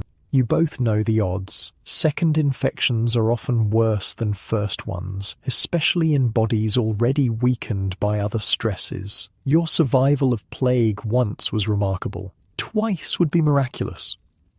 Still, you fight. For Catherine, for Ellen and Peter, for the future that briefly seemed possible. You continue working until your legs literally give way beneath you, collapsing while carrying water to a fevered maid. After that, there's no more pretending. They carry you to a pallet in the infirmary. Now a caregiver become patient. The fever rages higher. The pain intensifies. Your thoughts scatter and reform like disturbed ashes. In lucid moments, you worry about the children. Is Catherine eating enough? Marta promised goat's milk as substitute, but will it sustain a newborn? Are Ellen and Peter still safely hidden? Will anyone remember to check on them if you don't recover? Delirium claims you frequently now. In fevered dreams, you return to the convent, to your father's house, to the village square during your public punishment. Faces appear and dissolve. Mother Agnes with her cruel satisfaction, Father Bernard with his predatory smile. Your own father turning away in shame. Catherine small and still in the convent infirmary. Time loses meaning. Day blends into night and back again. Your body burns while somehow simultaneously feeling cold to the bone. The swellings grow, radiating pain with each heartbeat. Breathing becomes laboured, each inhalation a conscious effort. In one moment of clarity, you find Marta beside your pallet, her weathered face grave as she places a cool cloth on your forehead. "Children?" you manage to ask, your voice a cracked whisper. "A safe," she assures you. The baby takes goat's milk well enough. The others help care for her. Relief floods through you, quickly subsumed by another wave of fever. "If I don't, I'll see them to my sisters," Marta promises, understanding your unfinished thought. "All 3? You have my word." It's enough. It has to be enough. You've done what you could in a world determined to break you at every turn. You've survived longer than anyone expected. You've helped others when you could barely help yourself. The fever rises again, carrying you back into delirium. This time the visions are gentler. Green fields beneath spring sunshine, children laughing, a simple life unburdened by judgment or cruelty. Whether heaven's promise or your mind's final mercy, you welcome these peaceful images. Your breath rattles now, a sound you've heard too often from others. The end approaches, your body finally surrendering what your spirit never did. In your last conscious moment, you think of your daughter, hoping she'll somehow know you fought for her until the very end, that despite everything, you loved her enough to hope for a better world than the one you experienced, then darkness, then peace.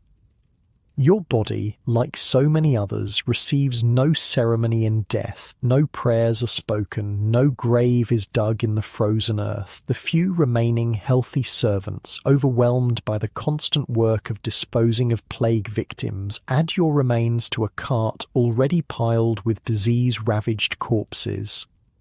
The cart rumbles through snow-covered lanes to the cliffs overlooking the sea, where bodies can be disposed of without the laborious digging winter ground requires. Your remains tumble into the churning waters below, joining hundreds of others the plague has claimed. No marker will commemorate your existence. No stone will bear your name. Your brief life, sold for ale money, abused by those who claimed to serve God, abandoned by family, and finally claimed by plague, leaves little visible trace on the world you depart. Yet something remains. 3 children who might otherwise have perished, a promise from a kitchen cook to see them safely to a new home when spring arrives. Small mercies passed from hand to hand in darkness, continuing the chain you joined when you helped a starving boy outside convent walls. So when someone speaks romantically of medieval times, of knights and chivalry and noble quests, remember this other truth. Remember the unwanted daughters sold to convents. Remember the hungry children at manor gates. Remember the plague pits and unmarked graves. Remember the women who survived however they could in a world that valued them only for what could be taken from them. Sometimes it just sucked. And nothing sucked harder than being a forced nun in medieval England. But the children lived, and perhaps that's victory enough in a world where death claimed so many. Close your eyes now. Rest in the soft comfort of your bed, so different from stone floors and straw pallets. Feel the warmth of blankets, the support of your mattress, the safety of walls that shelter rather than imprison, and know that your struggles, whatever they may be, exist in a world where at least some lessons of history have been